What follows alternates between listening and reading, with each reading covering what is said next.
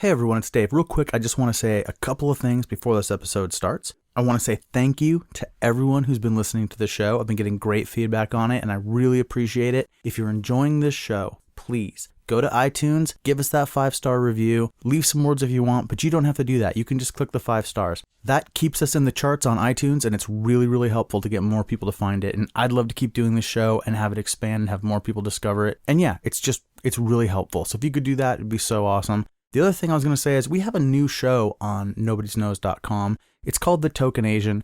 It's not like I've Known You Too Long. It's much more comedy. It's definitely got some weed humor to it. Should be apparent from the title. But if that sounds like it's your sort of thing, give it a listen and rate and review us. And you know what? Give us some feedback. Send some questions in. We have a question segment on that show. So all the way after the end of this episode, there's going to be an ad for that. Give it a listen and see what you think. Okay, let's get into this episode. Here we go.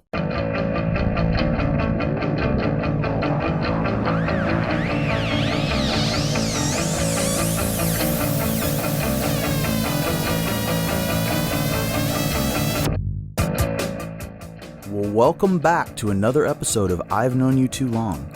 My guest today is Carrie Whitney. It's actually Carrie Whitney Hall, but for most of my life, I knew her as Carrie Whitney. Now, you've probably seen something Carrie's done if you're into the kind of music that most of the people on this podcast have been involved in. You've probably seen photos, you may have seen her zines, you may have bought records she put out. Carrie's been involved in a number of ways in the scene for many, many years, and she's a good friend of mine, and here she is. Hi. How are you? I'm good. How are you? I'm doing well. Are you legally a hyphen? No, not legally. You are Carrie Hall? No, I'm Carrie Whitney. Oh. But I've seen Carrie Whitney Hall. On Facebook. Okay, they let you do that. I thought Yes. everyone had to change their names to the straight legal. No. No? I could change my name to Hall if I wanted to, but I've been Carrie Whitney forever, so. All right, cool. Even though I love my husband dearly. But... Well, see, I gotta look. Even when I said the name, I gotta look. Now, full disclosure, he's here in the room. Rich Hall is here. I can't say anything bad about him. Do you want to speak up and say hello? No. Okay, you're just gonna... All right, but just so people know that there is a third party, and that is not normally how we do things around here. If you hear some noises, if you hear some comments, I'm encouraging him actually to speak up if he needs to. Yeah. Just... I will. Lean in when you do it. I will. Oh, yeah. Very good. You might hear me say, like, ow, ow, oh. Okay. I don't want to see any spousal abuse. It's scarily non-committal. No, I told you this would happen is I'd start making dumb jokes if there were 3 people. But that's all right. They'll be fine. All right. So the way I start all these, I say the same thing. Carrie, I've known you too long. Yes, you have. You agree with that? Yes, way too long. and we've, like, lived together, and yeah. Oh, like, it's way too long. We'll get to all that. It's okay. So you're really adamant. Like most people are like, oh wait, what do you mean? Like you're just like, nope, I'm done with it. So with a lot of people, I say I've known you so long, I don't know when we actually met, but I know when we met. Yeah. We met, but see, here's the thing. I could be wrong. Because the way the early to mid 90s work in my mind, I may have compacted a bunch of time together. Okay. So we're gonna nail it though. As close as we can. I always try to get everybody down to the handshake. Oh, I don't know the handshake, but I know the exact time. I saw you before I met you. Mm-hmm. Because I was living on Capitol Hill. Okay. In Seattle. It was 1994. Mm-hmm. It was before the summer. Yeah. I had right at the beginning. It was late spring, early summer. Yeah. I had just left my job at Kinko's. Okay. And I was unemployed. And I was doing the record label Excursion full force. And I was like, this summer, this is going to be my summer. I've got all this stuff coming out. The Undertow LP was coming out. Just everything was going to be great. And every day I would walk up to Broadway, 2 blocks up, Broadway being the main strip on Capitol Hill where all the hip stuff was happening. And I'd get like an iced coffee or something. And I kept passing you on the street. Okay. And my post office box was up there. I had all, and I'd see you and I was like, who's that? Like you were someone I should know, but didn't know. And so I'd smile, you'd smile. I'm like, oh, I got to meet this girl. I got to know who this girl is. All right. Does this sound familiar to you? I mean, not really. No. No. You made an impression. I'm sure I didn't. Well, no, not before I met you. But I met you actually on the sidewalk. Really? I walked up to you and said, we should go get coffee. Really? Yes. And you said yes. And we had never spoken to each other before that. Wow. And right after that, whatever you're thinking of happened. So right after that, a friend of a friend took me to my very first hardcore show. Mm-hmm. It was in April? Was it April? May? What was the show? It was Undertow and Strain at Magic Studios. Undertow and Strain at Magic Mike Studios. Yes. We already knew who each other were. Really? Yeah. Just barely. Really? Just barely. Wow. Because but that was the thing. That was like, but not like, we weren't like pals, No. but I had met you. Okay. And so this is the thing, okay? So in my mind, you just showed up and started like making the scene. I just popped into your world. But you had already been in Seattle for a while at that point. Oh, yeah, yeah. I moved to Seattle in 92. And Okay. I worked at Tower Records. And Maybe you're going real fast here. I was like... We're going to get all of this. Yeah. You moved. Okay, so let's do this. So we both agree just before the summer. Yeah. Oh, yeah. And then you went to your first hardcore show and then you were in. Oh, yeah. Right. I was sold. You were sold. And you only lived a couple blocks from me. Yes. Okay. And so we saw each other like that whole summer. Mm-hmm. There was pinball involved. There was yeah. all kinds of cool stuff. So we'll get to that. What we always do is we figure it out. You and I have no argument about when the timing was. No. It wasn't like you were coming to shows for a year and no one knew who you were and then Nope. something happened. Okay. But what we do is once we figured out that time, then we go backwards and we figure out how you came to be in a place where we would have met. Okay. And I like to go all the way back. Okay. So I want to know where you came from. Well, I mean, I grew up in Woodburn, Oregon. Were you born there? I was born there. I was born in Jervis. So. Is it? Do I have No one fans in ever Jervis? knows what that is.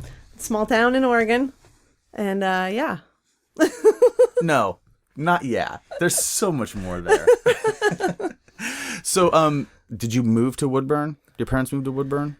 Yeah, I mean, Woodburn's like the next town over. Okay, from so it's just Jervis, all so, the same, all yeah. the same thing. And when you say you grew up there until you moved to Seattle? Well, I lived briefly in Kaiser, Oregon, and that's where I graduated high school. Okay. And then I moved probably the day after I graduated. I was going to go join a friend of mine in LA. And you did that for a while, right? Yeah. Well, it was like 3 weeks. It was very short-lived? Yeah. I got down there and she had basically lost her job and she was a nanny. So we were homeless. And we palled around with some friends and met some, bands down there and had fun and then decided to... And you decided to come home? Decided to, come home, and I was already kind of leaning towards going to the Art Institute. And so we decided to come home, and I signed up all my paperwork for the Art Institute and started that in September. So then you came up to the Art Institute in Seattle. Mm-hmm. Okay. But we cannot skip over everything that happened between birth and you moving to LA. Okay. We gotta know some crucial things about little Carrie. And there are key things that I ask everybody that I need to know about. I need to know what was your childhood like? My childhood was awesome. I grew up with my brother and my 2 cousins. So I'm a tomboy because I only hung out with boys. You only hung out with boys as a little girl? Yeah. And were you in a place that was like a rural setting or were you in city? There was farmland around, but Okay. So playing in the woods was something that people did. It wasn't like... Oh yeah. Riding motorcycles and dirt bikes and, BMX and skateboarding and all that. All that was there. You rode motorcycles? Yes. Was it normal for kids to have motorcycles?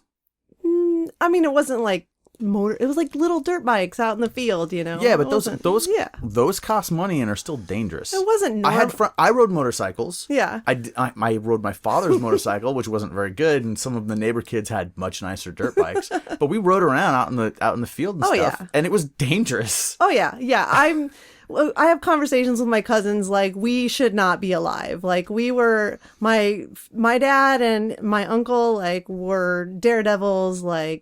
there's pictures of us like standing on the side of a cliff with like my dad holding me over the edge, like. Oh, early Michael Jackson shot. How did we live?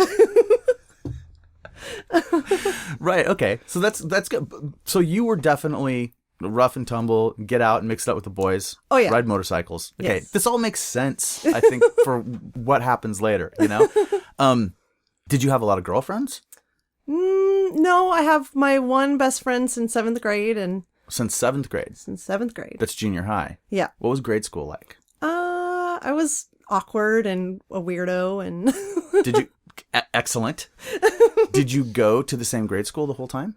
I did up until high school. I went through all grades with all the same people. What was the craziest thing that happened at your grade school that you can remember? I don't know. Was there anything that really left an impression? No. Not It was just really. pretty chill. It was just a little kid having a good time? Little kids being weirdos. Every once in a while, that will pull out some pretty crazy stories that people won't believe. Like Bill and I had stuff happen that was unbelievable. Like absolutely, people getting shot, things like that were just No. crazy. So I think my parents sheltered me enough to... well, that's cool. There was, I well, guess... parents can shelter you, but when you go to grade school, it is your first time away in From your in a little social group. And it's mixing up a bunch of different kinds of kids, and anything can happen. Yeah. No kids got shot any kids at my grade school, but like kids carried knives. Yeah. And it was the place where someone got shot was apartments connected to the grade school, and it was a kid's dad we knew. Like, oh, yeah. So it was. We lived next to an apartment building, and we had raspberries growing, and there was a hole in the fence that went to the apartment building. Sure, to the schoolyard, right? No, it was to the apartment building, but the apartment building was huge, and we lived there when I was probably born till my brother was born, and then we bought the house next to the apartment building. Oh, okay. So, but it's not a I don't know. It's like a low income housing or whatever. Sure. Not the best neighborhood for kids to hang out in. And we always hung out with all the little kids next door, and there was a hole in the fence, and there was always something happening. Or there's always cops there. There's always ambulances there, and people would escape and run through our backyard. This is what I'm talking about. This is grade school, right? So Yeah. This So is when I was nothing little. really happened except for all the fugitive chases through my backyard. I mean, I grew up it's a farm town, so there was lots of Mexican immigrants. There was my town is mostly, it's Orthodox Russian and Mexican. Oh wow. Yeah. That's interesting. Yeah. The hole in the fence, where did it go? It went to the apartment building. From your house? From our backyard, yeah. Okay. Yeah. Okay. So I guess in my mind I jumped from the school. No. And this was far away from the school. Yeah. Okay. Far away from the school. So that was just the connection. And then when these people would run through the hole in the fence and then run through your property, where then did they go? They would either jump our property out to the street or go into the next neighbor's yard. Okay. Because we only had we had a little fence. I think it was 4 foot, but then there was big arborvitae bushes in between. And if they had run out the back of the property, would they just hit another house? Was it a neighborhood like that? Okay. Yeah. Oh yeah. All right. It's exciting. Did you listen to music when you were in grade school? Not really. I think my first exposure to music was my cousin Sean, but not the one I grew up with, my older cousin Sean, who's on my mom's side. He's a few years older than me, but yeah, he gave me my first Van Halen tape. Okay. Which one was it? It was unfortunately the one without David Lee Roth. Oh, 5150? Yes. Okay. And this was what you already listened to music when you got that tape, though. I had listened to music, of course. My family listens to music. My dad and I. There was music in the house. Oh yeah, always and music in the popular house. music. Yeah. You listen to rock radio. Or Oh whatever. yeah, Michael Jackson record and Okay, so Olivia Newton-John, Donna Summer. I know Olivia come on. Newton-John is important. Olivia Newton-John is near and dear. So, but you remember getting your first record was Van Halen with Sammy Hagar. Yeah. Was it vinyl or was it cassette? It was a cassette. You got a cassette tape. Yeah. And prior to that, you didn't have any music? I'm sure that I had Olivia Newton-John on cassette.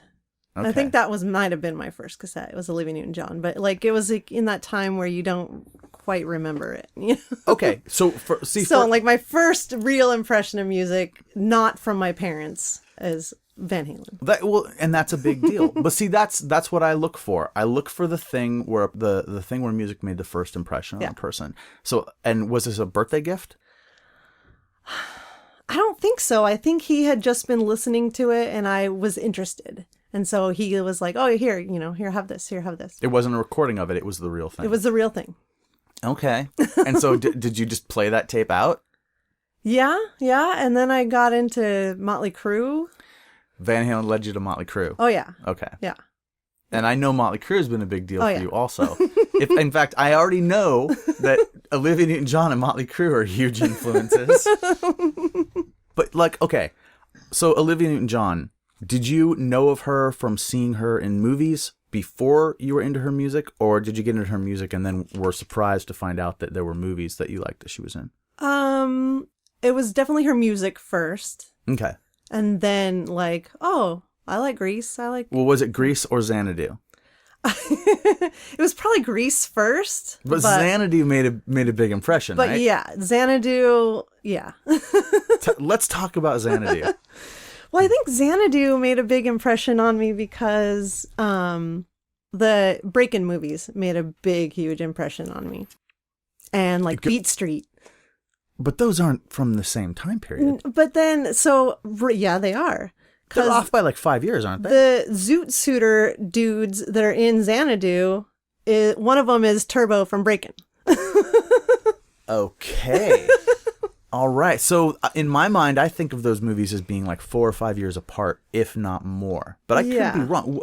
This is the kind of thing that I clear up on the blog page or at the end of the episode in corrections. But so you're not implying that they're actually the same people. I think they're the same. I think it's the same person. He is. So it's the actor. We're supposed to believe when we watch Breakin' that is the same guy in Xanadu. Not in the movies, but it is the actor. I want that to be true. Oh, no. Okay. Xanadu, I think, was first. Yeah. Oh, but it's after Grease, but before breakdancing, I think. Yeah. It seems at the time it seemed like a lifetime between Xanadu and breakdancing, but to us now it would probably be nothing. Right. Yeah. It'd be next time we see each other. It's 2 years. Right. Okay. So I was still a little kid when breakdancing was. Yeah. Yeah. Did you get into breakdancing? Oh yeah. Were you did you like watching breakdancing or were you a breakdancer? I tried. What was your name? I didn't have a name. You have to have a breakdance name. I don't think I had a name. Come on. Everybody, how could you be a breakdancer and not give yourself a breakdance name? The only thing I could do really well was the centipede backwards. I can't do it forwards. Wait, so you mean the worm?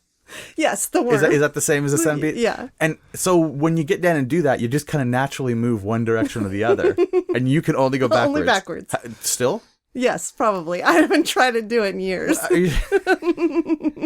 Do you wonder if you could go forward?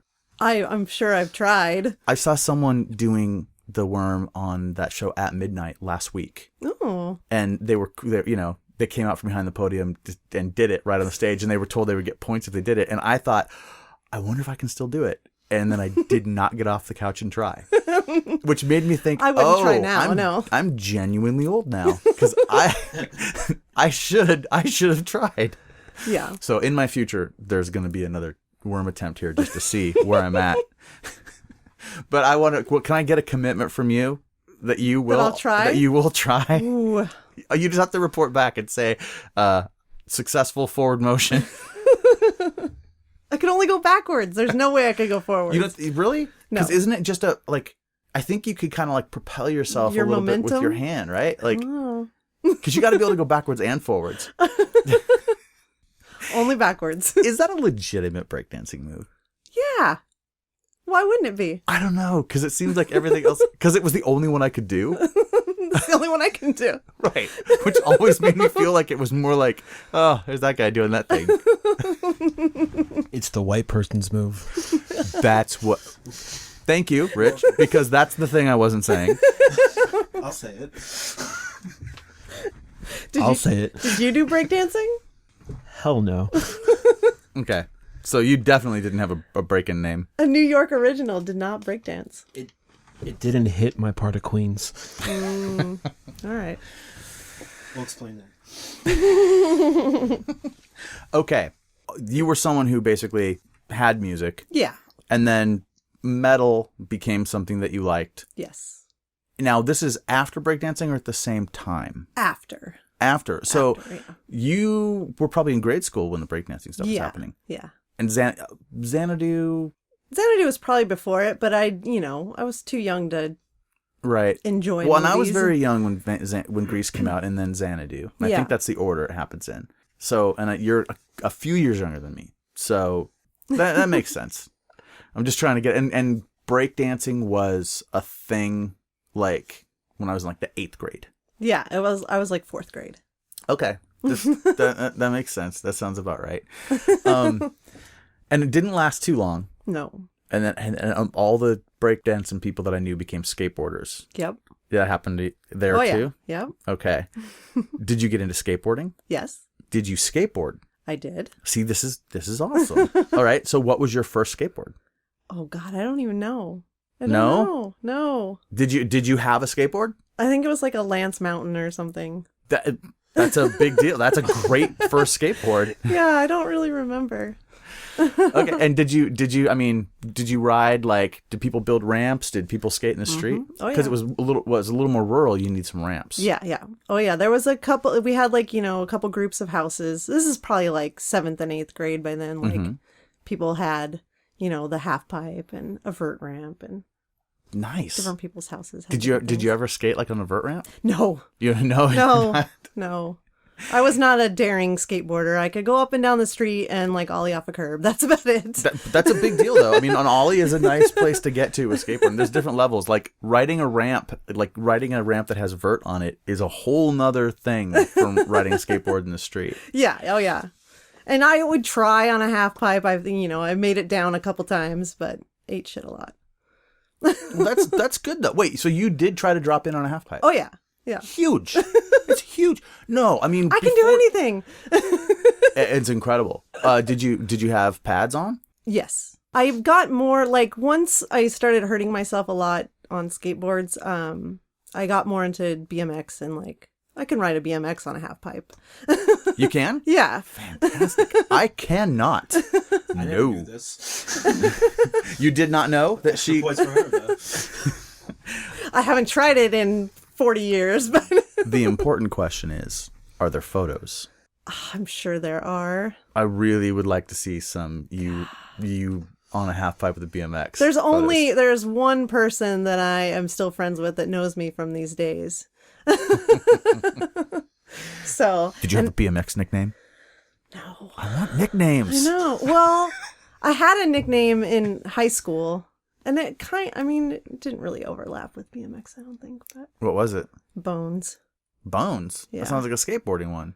Yeah. Well, how did you get that Small nickname? town, all the skateboarders, all the metal kids, we all hung out together. Sure, sure. How did you get that nickname? I'm skinny. So skin and bones. Yeah. It's color bones. That's a legitimate way to get a nickname, and it's a legitimate, not embarrassing way to get a nickname. Because some nicknames you just can't get it. Like you get named that, and it's based on an event, and Yeah. you're stuck with it. Yeah, no. I guess. I'm assuming that's why my nickname was. Okay, so did you know kids like back then that were opposed to this sort of thing, or was it just like everyone in the neighborhood was cool with all this stuff? I mean, did you encounter where you grew up? Did you encounter the whole like jock versus alternative, jock versus No. punk thing? I mean, a little bit in high school, but like we're such a small.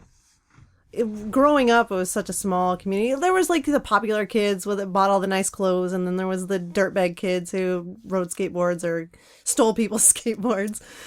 But like we were all in it together. So Okay, it just wasn't big enough to really have a Yeah. deep divide. yeah, Okay, all right, I'm getting it. I'm beginning to see where you came from. Fights? never really any fights in like 7th and 8th grade. We got like tortured by some Mexican girls that, I don't know, they didn't like me and my friend. Me and my best friend. So you ran afoul of these ladies. Yeah, I mean, they kind of, they were just the bullies. And finally, they were in my friend Jen's face. And I was like, this ends right now. Wait, so let's set this scene. Oh, God. Seventh grade? I think it was 8th grade. 8th grade. Yeah. So there had been at some time. Were you in a junior high or middle school? Like, did it go to 9th or did it go to 8th? Went to 8th. It went to 8th. So you were high school that was freshman through senior. Yeah. Okay. So you're the older class. Yeah. Anybody who witnessed this was witnessing the upperclassmen at the school. It was like a scary fight. No, it was not a fight. I'd never fought. I'm a big No, wimp. this has to escalate into a thing. But like they'd pick on you and say bad things, kids did in 8th grade. And so it was finally like, I am sick of this. This is going to end. And I just got in this girl's face and I was like, what are you going to do? And nothing happened. And they left us alone after that. That was it. The whole thing was, what are you going to do? You didn't get in close and then quietly say, I will cut you. No. Teachers didn't get involved. They didn't have to pry you apart. Nope. See, something like that, like you would have become like best friends with that girl later. I think we have run into them. Like when I go back home, my friend Jen still lives in Hubbard, Oregon. Yeah. So I think we've run into them here and there, and I don't remember anybody from that time. But you remember them, right? Yeah, I remember this happening. Yeah. But I don't remember what they look like or anything. And Jen remembers everything. So she's like, I think that's remember when we did this? And I was like, oh my God. But so it didn't bleed over to adulthood. No. You didn't get looks like No. Like, are we gonna start this back up? I squashed it, so shut it down before anything really happened. Yeah. Okay. So we can move on with our lives. That's all right. So even like grade school, no fighting on the playground. Oh no, never. It was all chill. I was too much of a wimp. Yeah, but see, that attracts bullies. Yeah. I guess I wasn't like, a total wimp, but okay. I I was mysterious. You were in that middle. Yeah, that makes sense. And I mean, there is a legitimate difference also, I think, between the experience of like boys and girls in school. But you were most definitely, like you said, over on the tomboy side of things. And that's why I would, it's interesting to me how many of those experiences were the same. I mean, you tried dropping in on a half pipe. You're like one of the only women I know that I can have that conversation with. So, maybe you knock some kid out off the tire swing or something. No. All right. Maybe you just don't remember. Blocked it all out. Okay. So if you got into skateboarding, that means you had to have had some encounter with punk rock music. Yeah. What was the first punk rock music that you heard? Boy, oh boy. I don't know. I'd have to say Suicidal Tendencies. Well, that's mine. Because it like bridges the gap between metal and and probably would have been the first album. Yeah. Oh yeah. Definitely. Suicidal first album. Oh yeah. And because I mean, once anybody I knew had that record, which was like, oh my God, have you heard this? He's talking about his dead mommy. Like all he wants is a Pepsi. Yeah. Me and my friend Jen would be like camping and like blasting that. Like while we're camping, like, God, we're terrible kids. You didn't just describe it like a terrible act that someone did. You're camping and you're listening to Suicidal Tendencies loud. Yeah, like I saw your mommy and your mommy's dead. Are you saying that it was terrible because the other campers had to hear it? Yeah, exactly. We tortured all the other happy families there on their vacations. No one came over and said, could you tell your kids to turn this awful derogatory noise off? I'm sure that I'm sure her parents got yelled at for us, but we never got in super trouble. All right. So Suicidal. So you're listening to Motley Crue, you're skateboarding, a bunch of BMX kids, you're listening to Suicidal Tendencies in this little town in Oregon, and then you end up going to LA. Yeah. After you graduate, right? After I graduate. So, but would you say high school? I mean, listening to Suicidal and Motley Crue is high school, or does it change in high school? Oh, it changed. Well. Oh, okay. I'm still putting in my mind. You're still in 8th grade. Yeah, in my mind, I've got you at my age, but I'm trying to remember that you're just back from me. Yeah. So, thank you for that, for resetting me here. Okay, so what changes then when you go into high school? In high school, like I'm super Motley Crue fan. Mm-hmm. Like super butt rocker. Did you have a leather jacket? I don't think so. So you had a jean jacket. I had a jean jacket. Okay. I had a back patch. I had really big hair. I think there are photos out there. Oh yeah, tons. And so yeah, I love Motley Crue. Went and saw him like a million times back then. I begged my mom and my stepdad at the time. Prior to high school? No, this was in high school. In high school, okay. Yeah, to bring us up to Seattle to see Motley Crue. What was your first live concert? My first live concert was Van Halen. Was Van Halen? Yes. Was it around the same time as you got that cassette? Yeah, I was 12. You were 12? I was 12. Who took you? My dad bought me the tickets. This is terrible. My dad bought me and him a ticket and his girlfriend and her son a ticket. And then my dad had to work and couldn't take us. So my mom took me with my dad's girlfriend and her son. Now, I assume they're separated at this time? Yes. Okay. So it's not as weird as it could be, but it's still awfully weird. Freshly separated. Like boy. my parents got a divorce when I was 12. So they would probably been separated like 4 or 5 months. Wow. And so your mom did this for you even though she had to go with this? She did. Do you think that she did it because she didn't want you to go with the other mom? Or did she do it just because she wanted to go to the thing that you were going to? She wanted to take me. She knew I wanted to go really bad. I don't think she really knew anything about the other woman. Oh, so this was just kind of a surprise when she got there. Yeah. Your poor mother. I know.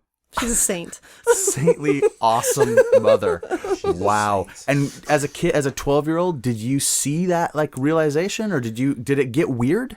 Okay, so I had the time of my life. I'm like standing on my chair, singing along. Woohoo. My mom sat there perfectly still the entire time, like didn't say a word, let me have my fun, took me home. Did she just not like rock music or was it because of the situation? I think it was the situation. Oh, that's rough. I mean, I don't think she was a big Van Halen fan, but Well, who else played? Shoot, I think it was Whitesnake. Whitesnake opened for Van Halen? Yeah. Yeah. She didn't like them either? No. No. I think the Van Halen, my dad had the 1984 record, so I think that she associated that with him, so she was just like, whatever. The Whitesnake Van Halen, that's awesome. Okay, so that was your first concert. That was my first concert. But what was your first show? So my first show, well, I mean like a local show. Like I went and saw Lubansky right after that, and that's what band? Lubansky. Lubansky? Like a Portland local legend. Okay, and so you did that like at 12. Yeah, like right after that. So once you'd seen live music, you were in. Oh yeah. I'm doing this. Yeah. Okay. Yeah. And I think there's a lot of people that grow up and they go to concerts because they get to go to concerts, but that doesn't always mean that those people are now going to go to shows. And right. There's a big difference. So, and when I went to see, and this is all my dad's influence, like he always took me to plays and he wanted me to see live stuff. And so he took me to see Lubansky, and like being at a small show, I was like, oh, like you're in close proximity to these people playing music. Like this is real. Like these are real people. They're doing it for a living. They're not superstars, Like wait, you had that understanding at 12 years old? Oh yeah. That's huge. From going from like Van Halen to seeing Lubansky, it was like 2 or 3 months after Van Halen that I was just like, wow, this is real. That is so cool. And then, so after that, were you going out to stuff regularly? Yeah. From 12 on? Mm-hmm. And because your father was taking you? Yeah. Well, in the beginning, and then my mom took us to a lot. My friend Jen's mom took us to a lot. What was the first thing you went to on your own? Where you got there on your own? Well, I think, God, I don't even remember. We went to a show. I remember being at the Coliseum in Portland. I remember my dad dropping us off, and he worked shift work, and he worked in Oregon City, and he was going to pick us up like afterwards, but then he had to like work over, and we were wandering around Portland trying to find phones to use to call him. And wait, what year is this? Stuff. I don't even remember. It was high school. It was probably, no, it might have been like pre-cell phone. Yeah, pre-cell phone. He's supposed to come get you. Yeah. But then he's stuck at work. Yeah. So the plan doesn't work. plan doesn't work. So you're waiting to get picked Yeah, up. at like midnight around Portland. So like what, like a half hour goes by? And you're like, oh no. Yeah. Like we need to find a phone. So we were like wandering, like we And went this to... is how it used to work. Yeah, we went to like a hotel and asked if we could use their phone and hang out in their lobby and wait for my dad to come get me. And which show was that? I don't remember what show it was. But it was some rock no thing. idea. Yeah. So you were big hair and a jean jacket with a back patch, going to the hotel, Holy jeans, high tops. hanging out in Portland, Yeah. dodging skinheads. Yeah. And so, how did that resolve? I never, like my dad finally came to get us. Like I called Once him you at got- work and he was like, stay there. Wow. Yeah. Yeah. That was the way. Yeah, there's some strange, like, yeah. When my friend's mom took us to see, I think it was Bon Jovi. They took us in the Cobra because they had a Cobra Mustang, and we thought we were hot shit. And concert's over, we're going out to the car. She had left the lights on, so we had to find all these like cute, like long-haired dudes to help push the car, get it started. Right? Do they get jumper cables? Yeah. I don't think That, we were, that like, wouldn't be freshmen. the worst place to find dudes that knew about cars. Oh though. yeah, totally. They were probably pretty stoked. Yeah. Hey, ladies. Yep. If they didn't say, "Can we give you a jump?" they weren't doing their job. Well, we were with my friend's mom, so they, Well, they could have been there with their friend's dad. they had to be, decent. I'm seeing you're shaking your head, Rich. You agree? Those dudes failed. Fail, right? Failed. You would hit on the mom first because she's the older one, and like, oh, cool. Plus, bonus. it's going to charm the mom, Yeah, right? charm them. Hey, Mrs. Hey, mom, like, can you take your daughters Good out? God. I never had it like that. That was. I wish the sound of an eye roll would come through the microphone. I don't think that, like, I don't know, Portland, Oregon rockers had that much class. Who was it, Londa? Yeah, it was Londa. Yeah, Londa was cool and hip, and like, why not? So, how far away was Portland from where you were living? It's like 45 minutes north. Yeah. But you still have to. I mean, there wasn't like public transit that would get you there, right? You had to have a ride. Yeah. Oh, yeah. All right. There was public transit in Portland, but not. Right. You still have to get to it. Now, when did you get out on your own? When did you actually start driving? I didn't start driving until like right before I graduated high school. Okay. Yeah, I graduated when I was 17, so I was a little early on. Okay. And I didn't have a car until... Now, did you graduate because you did advanced classes, or just because that's the way the birthday worked out? That's the way my birthday's actually after the deadline, but I got in early, I guess. Okay. I was in smart kids classes until 6th grade. Until rock and roll. Until 6th grade. Yeah. Until the devil got you. And okay, and that so you did get your license right around the time you graduated. Yeah. Did you take driver's ed, or just because you were 18 you were able to I go get your did license? take driver's ed. Both my parents had stick shifts, and my mom drove a 4Runner, and I couldn't get it into gear. Right. Ever. So then my dad had to teach me, and my dad's a horrible teacher because he's just like, woohoo, have fun. Which, okay, horrible teacher, but maybe you learned some things that way that And other he kids drove an RX-7, so... Okay. Just like took you to the parking lot and just said, go for it? Yeah, pretty much. That's And- awesome. But then my mom was like, no, you're taking legit like lessons. So I drove with a driver had the brake on the other side. And Sure. Well, that's what, when you do the driving instructor in driver's ed. Yeah. They have that. Yeah. Okay. Was it through the high school, or was it a private? it was oh, private. okay. yeah. They didn't actually teach us how to drive in our driver's ed classes. Like they reviewed like all the laws and stuff, but no driving. Oh. Yeah. I don't know why. I was telling someone this last night, the driver's ed class that I took when I was 16, the first day in, the teacher said, I do not want any of you on the road with me. I don't believe you should be allowed to drive. It makes me mad to think that I have to be in danger because you will be allowed to have a driver's license. I want to fail every single one of you. If you miss any assignment or are even late, you're done. Oh, wow. I will do everything in my power to keep you from having a driver's license. Try to pass my class. You're like, Oh, it was the best. I hate to say this, but like, it was probably the first time I ever had to like really go, oh, it's up to me now. Yeah. And like knuckle you're down gonna and get it. And I did. And I don't know any other kids in the class with me that didn't get it. Like, they didn't come through. Everyone stepped up to that plate. And I kind of felt like, wow, maybe this is weird, but maybe more things should be this way. And then psychology. kind of like, I don't know. It's weird. I became a better student across the board because of that. So it was weird. I don't know. It's almost like, like the rocker kid that gets sent to like the military academy and then like finds his like best inner self or something. I think having a car at a teenage age is like a right of freedom. So like, this is what I want. This is what I'm doing. So that's why you felt It was. I don't know if they're even allowed to anymore. No. Nope. Yeah. I mean, I was still in that time.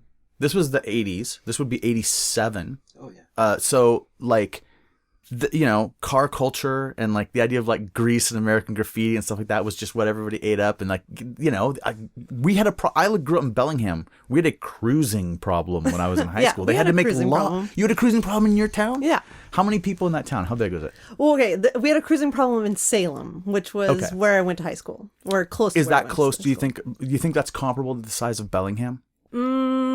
It might be a little bit bigger than Bellingham. A little bit bigger than Bellingham? Yeah. But did they have to make rules like your car can only go down this street twice an hour? Yeah. Oh, yeah. There was all these weird.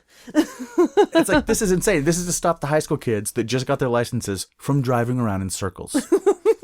It's a problem. We have to do something about it. Let them practice driving around in circles, for God's sakes. I don't know that exists in the country anymore.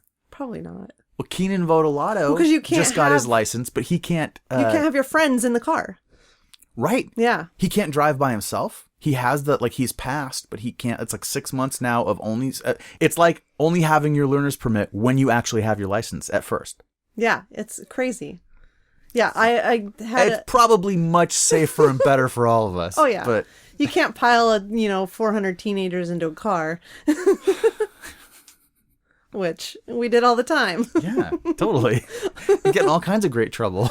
Yeah, I mean, my mom... Listen, who's going to drive to go get the beer? That's what I'm saying. Sit in the parking lot and bribe some poor soul to get you beer. Those are small town problems. Are those small? Well, yeah, because the guy who dropped the New York stuff earlier, like you actually had like a train you could get on. Yeah. Yeah, we did not have that out here. Small town problems. Well, and even if you were in a bigger town here, it's kind of West Coast problems a little bit, I suppose. No, I've friends in the Midwest that have the same problems, like cruising and like, what's that? Yeah. I don't know that. Oh, wait a minute. Maybe you misunderstood. Cruising was not a problem. Maybe in your I mean. Funny. I only found out about cruising 18, 19 when I hung out with my friends on Long Island, and that's what they did. I'm like, this sucks. Well, now, was Long Island the equivalent of a small town for New York? From New York, yeah. It was the suburbs. Definitely the suburbs. Right.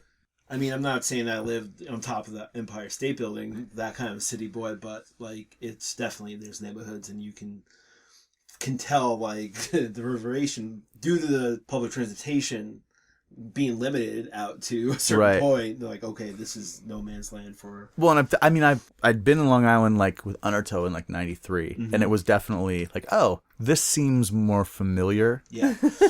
And then there's that movie Amongst Friends that takes place on Long Island. I've never seen that. It was like a 90s indie like kind of gangster thing, up and coming. From Long Island. I'm sorry. And that's actually kind of the point of it. Okay. Is they're Long Island friends, and then one of them kind of goes in the city and gets like involved with people, and then one goes and becomes like a traveling like motorcycle riding guy. And they all kind of come back together when they're a little bit older, and there's issues. I gotta see that. I don't know that it's good, and I may have even described it too much totally credit. wrong. Yeah. It kind of sounds like me and my friends who I grew up with. So I mean, You that guy. probably should watch it just to see if you recognize locations and if any of it rings true. Okay. It was kind of like it was like one of those like indie like festival darling type films around the time when Tarantino was becoming a big deal. Oh yeah, I'll definitely check it out.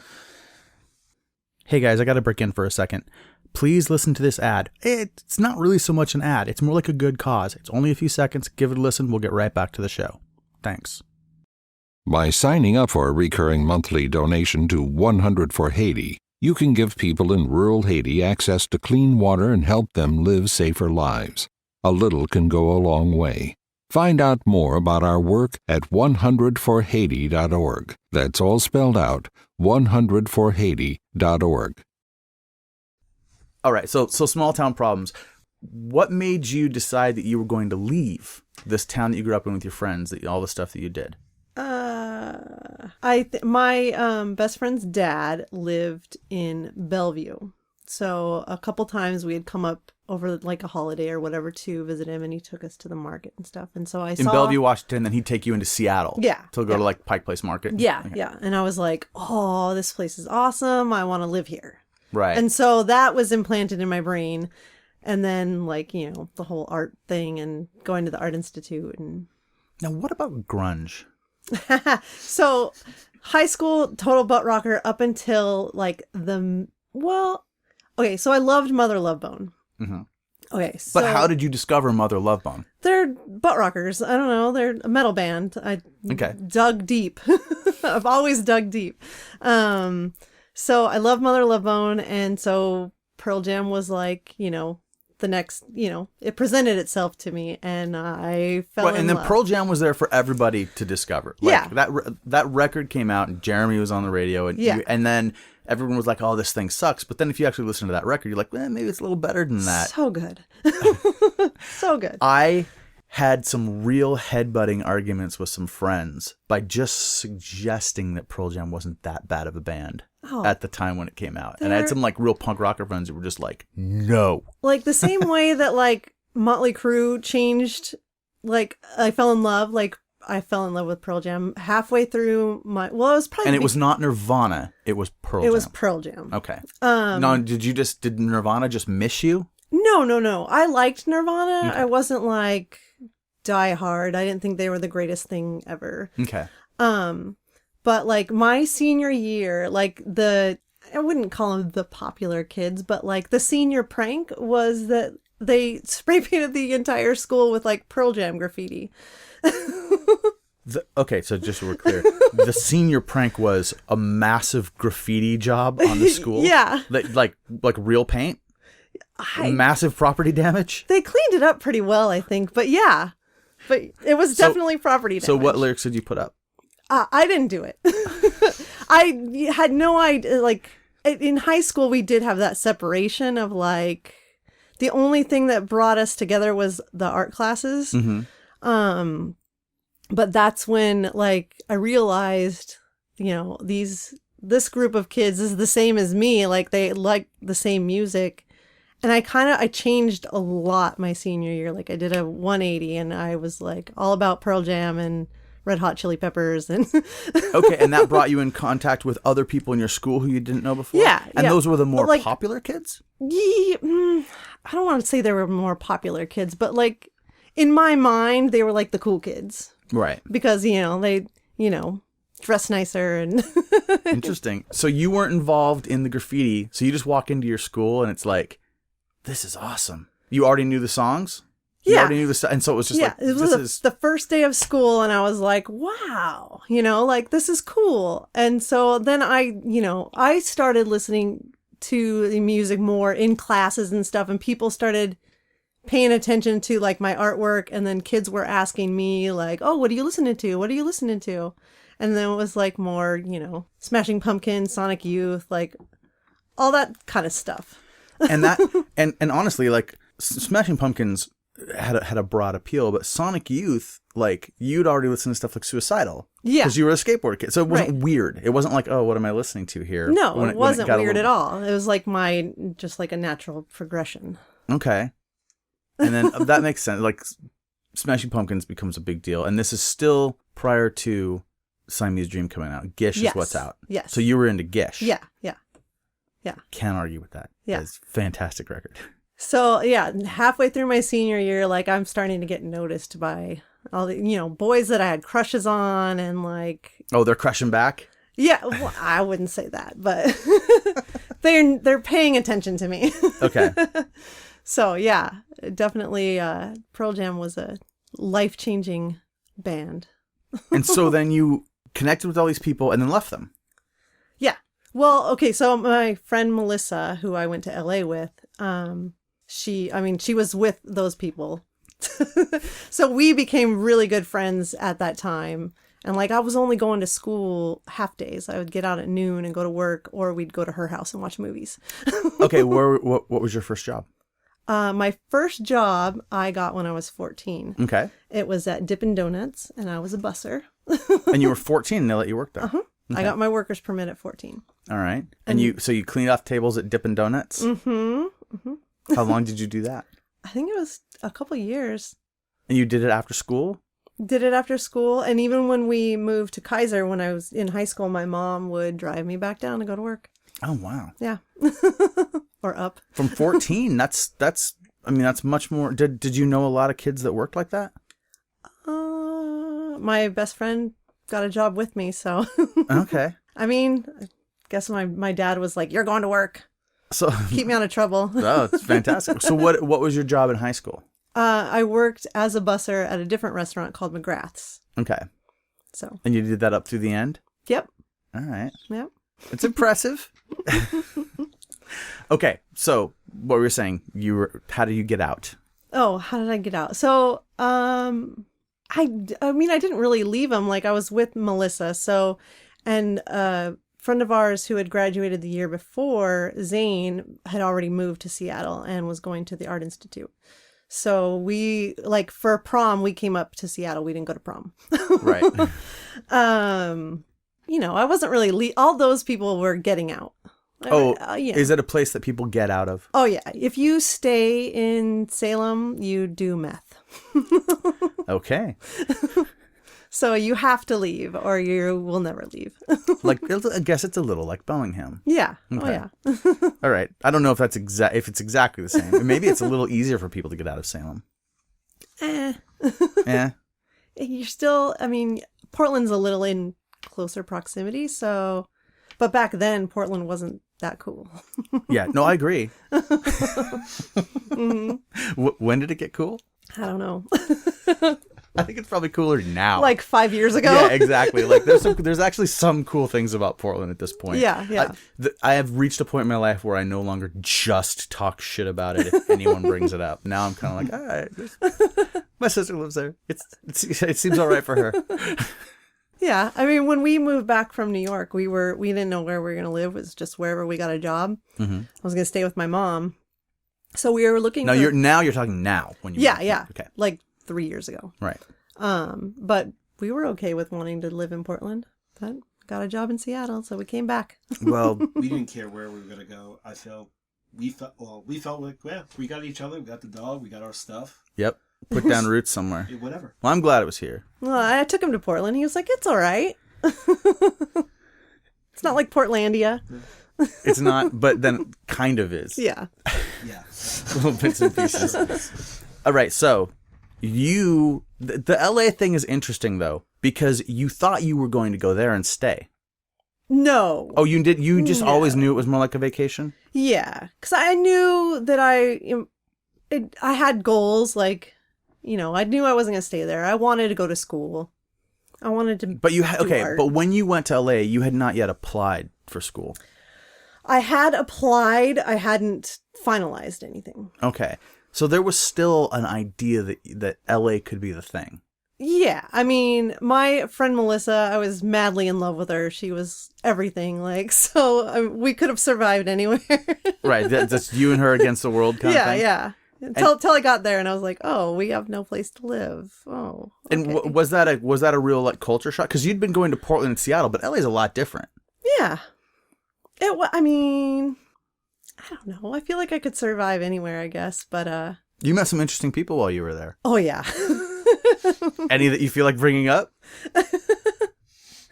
Are you baiting me? Well, I could just lead this conversation into it, or you could just Fine. you could just suggest if you want, or we could not have it in there. So, a couple of the bands that we were staying, one of the bands was El Magnifico and one was Transcendental Hayride. And through this group of guys, we met some porn stars and So what part, like where were you actually staying in the LA area? I want to say La Brea Okay. was But you weren't in like the porn area, the valley or whatever. I don't know. But you told Back me then I didn't know where anything was. But I you- just got there. you told me that you met Ron Jeremy. Yes. So because Melissa and I decided to get the hell out of there and come, well, we went home first and then we came up here, but we wanted to get some money to get a bus ticket back and get all of her shit back. And so our friends... Wait, hold on. Before we go any further, right now everyone is wondering if you're about to tell a story about getting into porn. And I know what the story is, but everyone listening is like, oh my God, what is Carrie Whitney talking about? Go on. Okay. So through friends of friends and people that we hung out with this lovely 3 weeks in LA, one of them was making a porn. And you needed money for a bus ticket. What happened? So, they all knew that I was an artist. I did finger quotes there. So I got asked to paint or design a logo and paint a sign that was a backdrop for this movie, and it's called Hollywood Studs. So you were a set designer. I was, yes, yes. Oh, the relief from Rich. He knows the And story. this is how This is better tone. and this is how you met Ron Jeremy, because he was in the movie that you made. He was in the movie, and we actually had to hold what are those cue cards with the lines on them. Wait. So you were like the guy on SNL who's holding up the cue cards for the host. Yes. It was only for the scene, like it was a takeoff of the game show. Hollywood Squares. Was it? No, it was called Studs. It was called Studs. Yeah. There was a brief period of time when like Arsenio was on TV, where I think right after Arsenio, there was a game show called Studs. Yeah. There's three guys on the couch. Yeah. Yes. Yeah, okay. Yes. So we only saw it, just- held the cards with the lines on them during the game show scenes. And Did you clear then you had to clear the room for the filming? no, they did the filming like in other people's houses and stuff. So we were only there in the warehouse. Like I didn't see any. You didn't see anything except you did meet Ron Jeremy. I did meet Ron Jeremy. I did see him twirl his thing around. See, that's the thing. If they weren't filming person? any of those scenes, is he just the kind of guy that just walks up and says, "Hey, check this out"? No. He's from Queens. Oh, yeah. Hometown boy, huh? There you go. It was part of a scene where he was showing off his stuff, you know. And was he reading his lines off your cue card? I don't think so at that time, no. Or he just memorized it because No, he's a pro. Well, my friend Melissa was helping, so I don't remember what I was doing then. So, without details, it is fair to say that you left your small hometown in Oregon, came to LA, got briefly involved in porn, and then fled the Los Angeles area. Yes. That is legitimate. That's legitimate. Okay, but now we know the deeper part of the story. I had heard this story and was fascinated by it. There was a... Did you hunt down the videotape? I didn't hunt it down. So Somebody hunted you it had told down me for that me. you were involved in a movie called Hollywood Studs. Mm-hmm. And you told me the story about Ron Jeremy. There was a little mini mart next to the Globe, which was a vegan restaurant on Capitol Hill. And I was buying like candy or something at this mini mart, and I looked up, and right behind the guy there was a row of VHS tapes, like behind the counter, right, like below the cigarettes, and the only one I could read was Hollywood Studs. And I was Holy like, shit. oh hey man, you gotta let me see that videotape. And I, it's $8 or something, and it's like I think this is Carrie's movie. I think so. I didn't know it presented itself to you. I thought you sought it out. No. And this was even this was pre the ability to do that on the internet. Oh. Like we had the internet was this would have been like 1996. Yeah. So I had internet, but there was no World Wide Web. I could send things to. I could send emails to people, and there were the like the AOL chat rooms. Like that's pretty much it. So I couldn't really, even if I had wanted to, but it just popped out at me because there it was, and I thought, well, what are the odds that this place right by my home where I go get biscuits and gravy has Carrie's movie, and you were in Kansas City. Oh, so it was 97. So I bought the movie, and then I sent it to you in the mail. Okay. And then you called me and you're like, what the hell? But there's actually one more funny part of the story. The only reason I felt like telling it, because there is one funny part of this, is because then you watched the movie. Yeah. And discovered, since you hadn't seen the scenes that they filmed, that I had no idea. I knew it was out there, but like legitimately. That a futon that appears in the movie was the same futon that you'd been sleeping on while you were staying there. Oh, yeah. So you'd been sleeping on one of the props. Yeah. Mm-hmm. Okay, you look like you haven't heard this part of the story. I didn't hear this part of the story. But it was, you guys were credited in the credits of the film. We were, but not with our names. No, they gave you a special porn name for it. What was it? Terrible. Fist fucking Bulldykes 1 and 2. So I know this part of the story. Is there? So what I'm wondering is, I believe you have an IMDb credit for being in my film because you're in The Edge of Quarrel, and I wonder if I go to IMDb and click your name, is it also known as Fist fucking Bulldyke number 2? We should list that. We could fix that up to make sure you get your proper due. Yes. I mean, I have to. Those are my roots. So that's amazing. So you flee porn to go to school in Seattle. Yeah. So that's your twisted path towards the place where I am. Mm-hmm. But you come to Seattle in 92. Yeah. I'm still in Bellingham. Mm-hmm. You get a job at Tower Records. Yes. Immediately? Yeah. So you're enrolled in school. Mm-hmm. And you're working at Tower Records. Mm-hmm. Which Tower Records? The one on Mercer. On Mercer. That's a QFC. Yeah, it's a QFC now. They're all gone, and they were so awesome. Okay. How long did you have that job? I had it.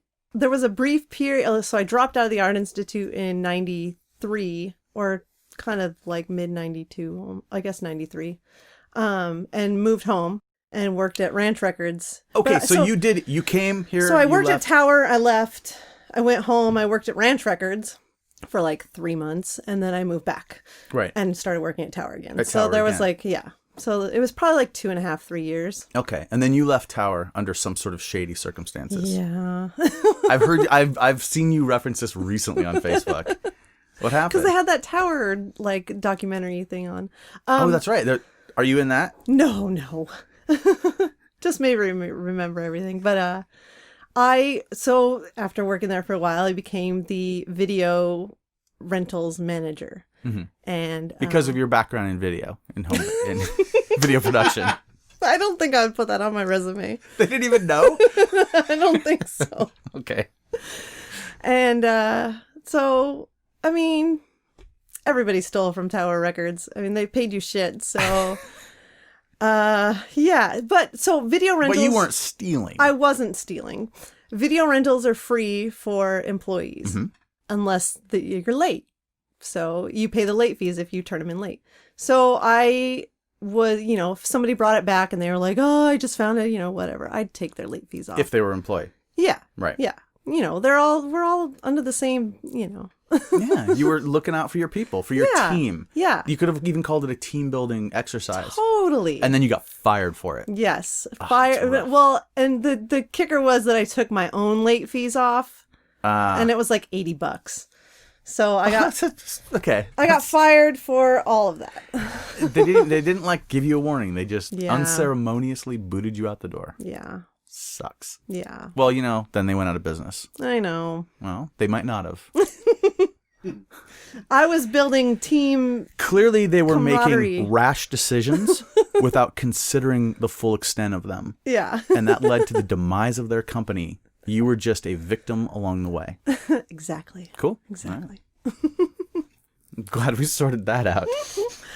Yeah. But working at Tower was awesome. I worked with awesome people. I got into awesome music there, watched awesome movies. I don't know. When did you come back to Seattle from moving home? It was still 93. 93. So Yeah. fall 93?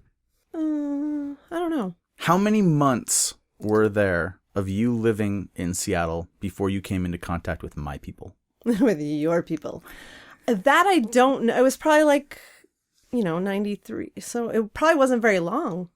I probably moved back at the end of the summer in 93 and then met you in April. That sounds about right. Yeah. And who? I was still working at Tower when I met you. Oh, you hadn't lost the job yet? No. Oh, when did you lose the job? It was probably not long after that. I don't Beginning remember. of the summer? You weren't working there in the summer. I don't remember.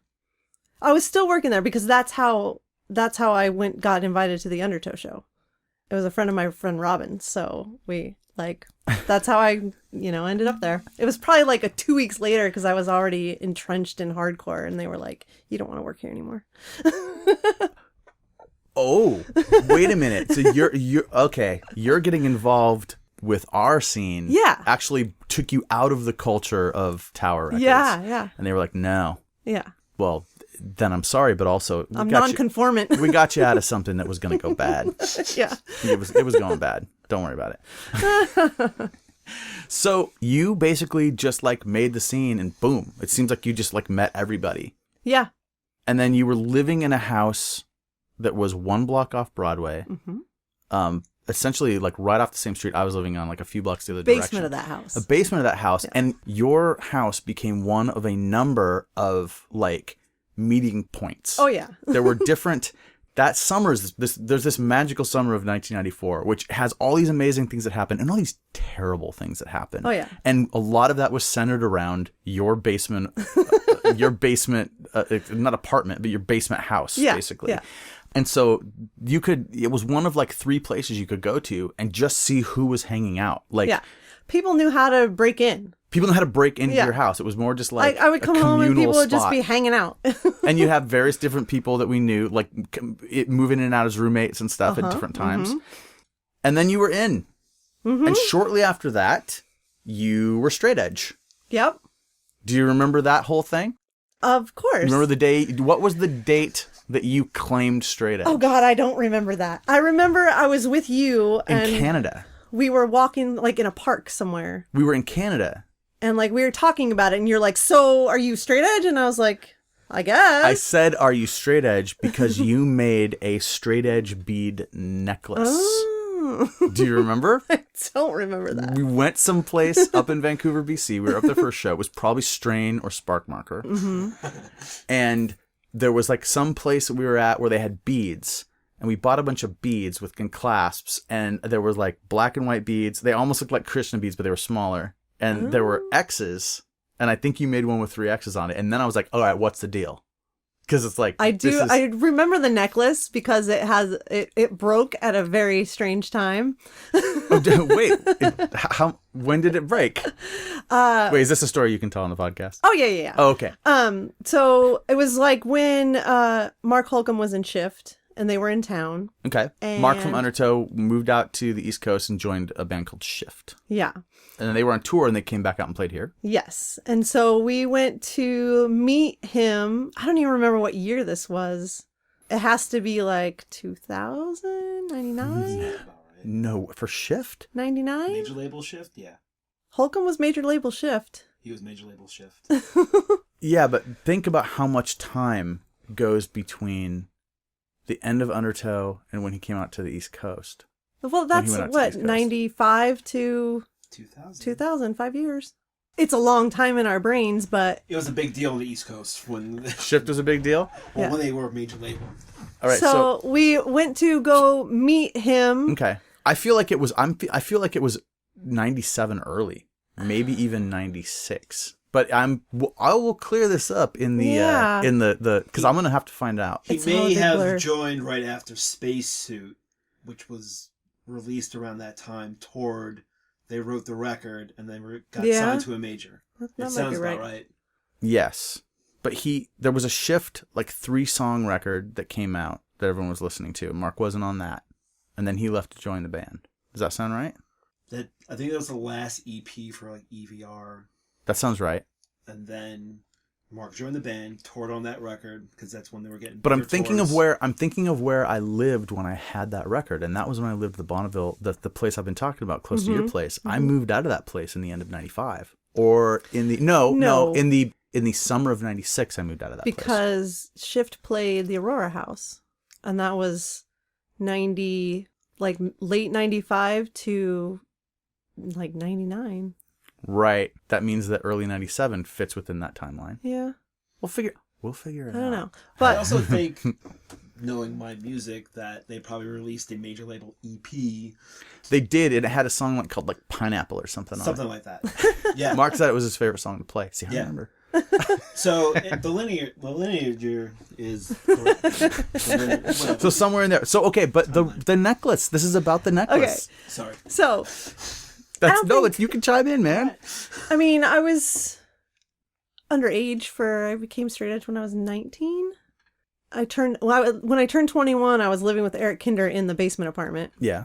So I don't think I'd been in a bar, once I turned 21, I had no reason to go to a bar. Because you were going to all ages We shows. did all in ages Seattle. shows no matter what. And so I think we were going there to meet Holcomb and Josh at the bar. And I walked into, it's what is Julia's now. I don't know what it was back then on Broadway. But I just walked right in and my necklace just shattered. Wait, so the first time you walked into a bar, your Yeah. straight edge Yes. necklace committed suicide. Yes. That's why I remember the necklace. That's fantastic. Beads everywhere. It's over. It was Yeah. just telling you it was over. But it wasn't over yet. No. All right, not for quite a while, right? Yeah. All right. But Few that's more years. something. But did you kind of go, oh no? Did you think you needed to leave? No, I just got a big kick out of it. I think I remember now that I heard that story. And at the time I was probably like, well, you should be listening to that. Yeah. Don't ever go into a bar ever again. But I would go into bars. Yeah. Okay. I mean, we all went into bars. We all had friends that still drank. I didn't like it though. Yeah, I didn't like it either. I still don't like bars. No. I will go. But see, part of the problem for me also, on top of the fact that the culture doesn't have anything to do with me. You know, I worked in casinos though, which are essentially bars. So Yeah. is that I can never hear anyone. Exactly. And I have terrible hearing. I always have. But so it's like, okay, everyone here is having fun because they're drinking or whatever. That's not my deal. And then if I want to have a conversation, if I was in a coffee shop, at least I'd be drinking something I liked and I'd be able to hear. Yeah. Like, so Definitely. I definitely, definitely get into that whole crappy Seattle coffee shop thing. That was always my deal. It still kind of is. I can handle bars a little better now because no one wants to talk to me now. I don't have to worry about it. The weird hairy guy hanging on the corner. There's a strange dude over there. No. Okay, so then that summer was the summer of 1994 in Seattle. Undertow's LP, At Both Ends LP came out. They were playing amazing shows. There was just so much cool stuff going on. They were kind of like the center of it, but there was Strain was coming down, Sparkmark was playing shows. Lots of other bands were growing and younger people had come in, and there were, for the first time, there were enough hardcore kids that they thought that they didn't need anybody else. No. You came on board at a time of fairly significant change. Yeah.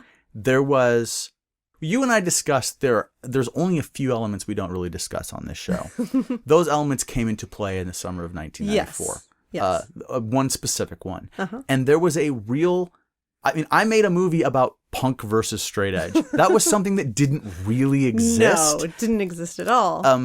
Until 1994. No. And it wasn't really punk versus straight edge, but it was the idea that like all these different subgenres, like all these different groups were not part of the same underground thing. True. So we had a core group of people that we hung out with. That you could identify And by there were- the t-shirt they were wearing. Or... Exactly. And there were enough of them that now, instead of, and this was my looking in on it, instead of being very open and welcoming to new people, that was a period of time where it became, how do you deserve to be here? I don't think that happened until the next year. Like after... It happened over the course, an increasing amount over that year. Because I feel like when that summer of 94, like, I mean, I just felt so, like, I loved everything. Well, I loved everyone. Like, everyone was so welcoming and You like... fell in love hard, Oh, yeah. but you were welcomed that way. Yeah. Yes. Yeah. But all of this was happening at the same time. It's true. It's true. The first time I ever had a bad feeling about it was that July 4th. Ooh. And do you remember how much fun we had that July 4th? It was the July 4th of 1994. Were we like wandering around Capitol Hill? A huge Like crew of straight edge like people. 40 kids, yeah. Yes, and we went to the hillside over the freeway to watch the fireworks, and that was when the smoke was getting in the way. Everyone was screaming "relocate," and then we were all running. Yeah. All these other people were laughing, but it was also like none of these other people matter because we're here. Yeah, and there was like 40 of us. Rule the world. Yeah. Yes, Yeah. When we were together, we rule the world. Oh yeah, totally. But walking back from that night, I was just watching everybody, and I had this just bad feeling because there were certain things that were happening we won't go into because we don't like to talk about a lot of really negative stuff here, but there were certain seeds that were getting planted that ended up sprouting into poisonous bushes, like a little ways down the line. Yes. Not everyone there that night was getting along, and they got along a lot worse over the coming months. Yes. And that shouldn't have happened. No. I always feel that shouldn't have happened. But that was within our group of people. But when you get like that large of a Yes. group of people, there's always... And I don't think it's just ours. I'm not saying there was something wrong with anything, us. yeah. It's anything. But we had enough. It's a problem of growth. Yeah.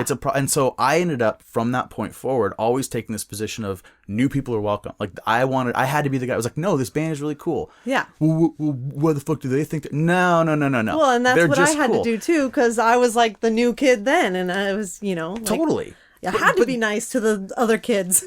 It's funny because talking to Ben Verellen in the last episode, he was the younger brother of the guy from Botch, and he got to see what Botch had to go through to essentially be accepted, because Botch come along now in the couple years after what we were describing, and it was very hard for them to be accepted by some of the people I'm referring to. Oh yeah. And they were already really good by the time people said, I guess that band doesn't suck. Well, I remember the first time I saw them at the Velvet Elvis, and like I was like, oh, these guys are awesome. Yeah. But you could see the amazement on like all of the old dudes' faces, like, oh shit. Like, oh, this band, that show was these a are the new turning kids. point. It was so good. I was so excited for them too. I was like, this is what this is what I want. Yeah. So it was just weird because I guess like we didn't have any like understanding of what to do when things got that big, Yeah, I mean, and it's not like there's like leadership or rules or anything. It's all just an idea. Yeah. So yeah. But it's weird because I feel like I meet you and become friends with you right in the beginning of that. Yes. So it's kind of bittersweet in a way. Like everything about you has always been good. Well, yeah. I mean, that's stop. Oh, what was that? That's how I got. I mean, that's how I got into hardcore. Yeah. Like, good and evil balance themselves out, I guess. And so sure. Yeah. That totally makes sense. Yeah. And you are someone who you were around in my life like consistently from that point, and you would move away and come back and all these things, but you'd be there, and that's not true of everyone involved in that time frame. So you come into that, you go to your first hardcore show, it's Undertow and Strain and Serenity at Magic Mike's, and it is a phenomenal show. And I don't know if the video's online, but there's this incredible part during Strain's set where there's this never-ending stage dive. Oh yeah. That so many people dive off the stage on top of the crowd at the same time that the crowd collapses. And it is, to this, it's one, like, I still like get goosebumps thinking about how amazing that show was. And so you were just like, all right, I know these like grunge bands, I know these metal bands. Yeah. I listened to Suicidal in junior high, and when you saw that, you were like, I I'm listened home. to, at that point in time, like, I knew who Dag Nasty was. I listened to Green Day. Like, I Okay. loved Operation Ivy. I love Rancid. So I was like a pop punk kid. I was the poster child for pop punk at that time. And so, and I just got invited, like, you might like this. And I walk in and I see this amazing thing happen. And like, everybody was so happy. And like Undertow played and their shit was falling apart and little Dan Dean was holding Murph's drum. Like he was a little kid. Dan Dean was actually a test case for some people because he was so young but so down. And some people that were older were like, that's too young of a kid for me to be hanging out with. Like some of the older people kind of stopped coming around. Like That's my everybody Seattle connection. He's just Seattle for weed? No. for weed. He was... Where does your brain go instantly? Well, we had a conversation earlier. So... Lead it if you're going to talk about Dan Dean, Rich. He was my pen pal when he was drumming for 900 Spitfire. Oh, nice. I got the 900 Spitfire 7-sold Sacrifice 7-inch in New York. Mm-hmm. This On band Indecision? On Indecision Records. And I fell in love. And I basically wrote him, hey, your band's awesome. You should play New York. And they did that following some with Ink and Dagger and Botch. And we became friends. And I became friends with everyone at that point. Well, Botch and 900 Spitfire. And then from there, what was it, 96? Yeah. And that was your connection to people here. Yeah. Mm-hmm. Did I meet you back then? I didn't tour or anything until 98. I probably met you in 99 when I first came out here. With what band? Anodyne. And we played the Paradox. It was with Himza, Akimbo. This sounds familiar. At the Paradox on University? Yep. Yeah. In 99? Yep. Okay. The original. I probably met you at that show. Yeah. I think I bought a couple of records from you and we probably like pen pals. And Sure, stuff like over that. the years. Yeah. If you were aware of Excursion Records. Yeah. Okay. Cool. All right. Well then. Sorry. Well, that means that. Well, I just wanted to make sure because that means your voice is allowed to be heard on this podcast. Oh. Because if I didn't know you before the year 2000, and I just made a sign that doesn't translate well on a sound based thing. It was Cut a off. Yeah, it was a cut off with my hand. So you're legit. I won't have to edit you out. Hell, I'm definitely legit, man. So your first experience with Seattle hardcore was Dan Dean, and my first experience with Seattle hardcore was Dan Dean. Yeah, was he? Roping back into Well, the funny thing is, Dan Dean was in high school and then just started skipping school and shit and living at your house. Yeah. The house off Broadway. Yes. And then all of a sudden it's like, oh, and Dan Dean's older brother, George Dean, had been involved in the scene. So we all knew Dan Dean was like George Dean's little brother, and then he was just Dan Dean. Very quickly, he wasn't George Dean's little brother, he was Dan Dean. Yeah. And he was part of the thing. Too funny. He was legacy. Yeah. Yeah, exactly. Okay, so you just embraced hardcore at that point and then became... I was sold. It was the greatest thing I had ever seen. Yeah? Yeah. And then there was just no turning back from that point. Nope. Okay, you move away from and back to Seattle a number of times. Only twice. It's only twice? Yeah. What was the first one? Kansas City. What year was that? 97. 1997.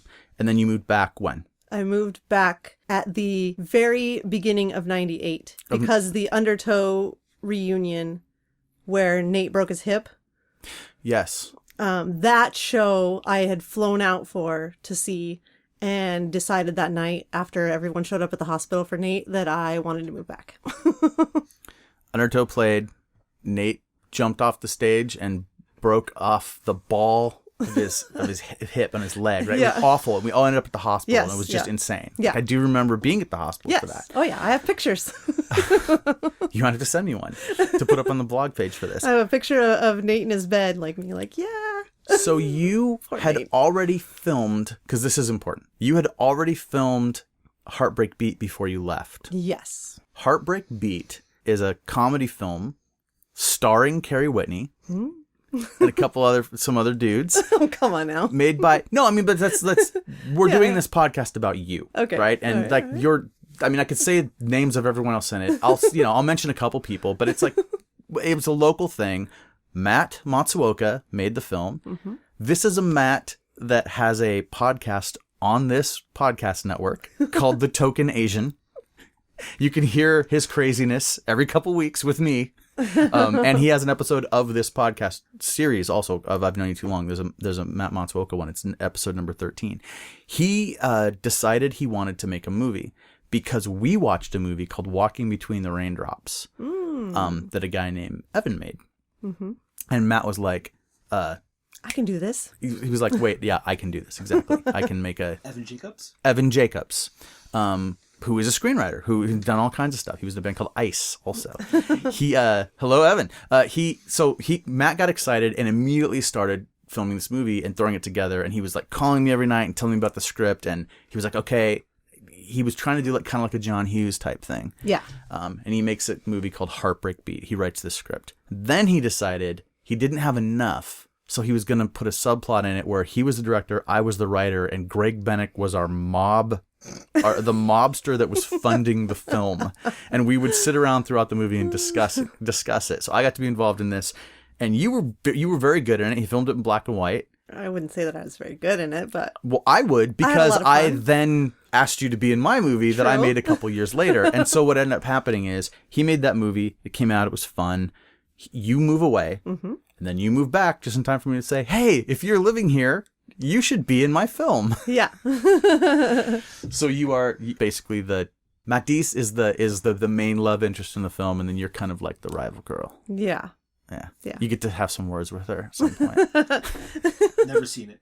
She's a little good. Wait. I refuse to. You refuse to watch The Edge of Quarrel, yes. Which is my film? I'm sorry. No. I love you. Dude, he doesn't want to see me make out with Pettibone. I made you make out with John Pettibone. Yeah. And I was just like, oh no, we'll just make it look like maybe you did. And they were like, nope. And they just went for it. Knowing John, probably, yeah. Not true at all. Not true at all. There actually is some of the goofing around in the extras on the DVD. But no, it was very close set. I had to get everyone out of the apartment. I'm like, no, this is gonna get real. No, and then Thanks, Dave. You bet, man. And at the same time, you were also making Matt's second film called For the Cash, where you're the lead, I believe, in that one. Yeah. It's about you. Yeah. And you're some sort of secret agent, assassin, killer, murderer in that movie. It's a great film. It's insane. It's completely insane, but in an amazing way. He didn't cast me in the film. Mm-hmm. He was actually, I think, you wouldn't want to admit this, he was a little pissed that I was making Edge of Quarrel because he was the filmmaker guy. Yeah. But whatever, you know how people are, right?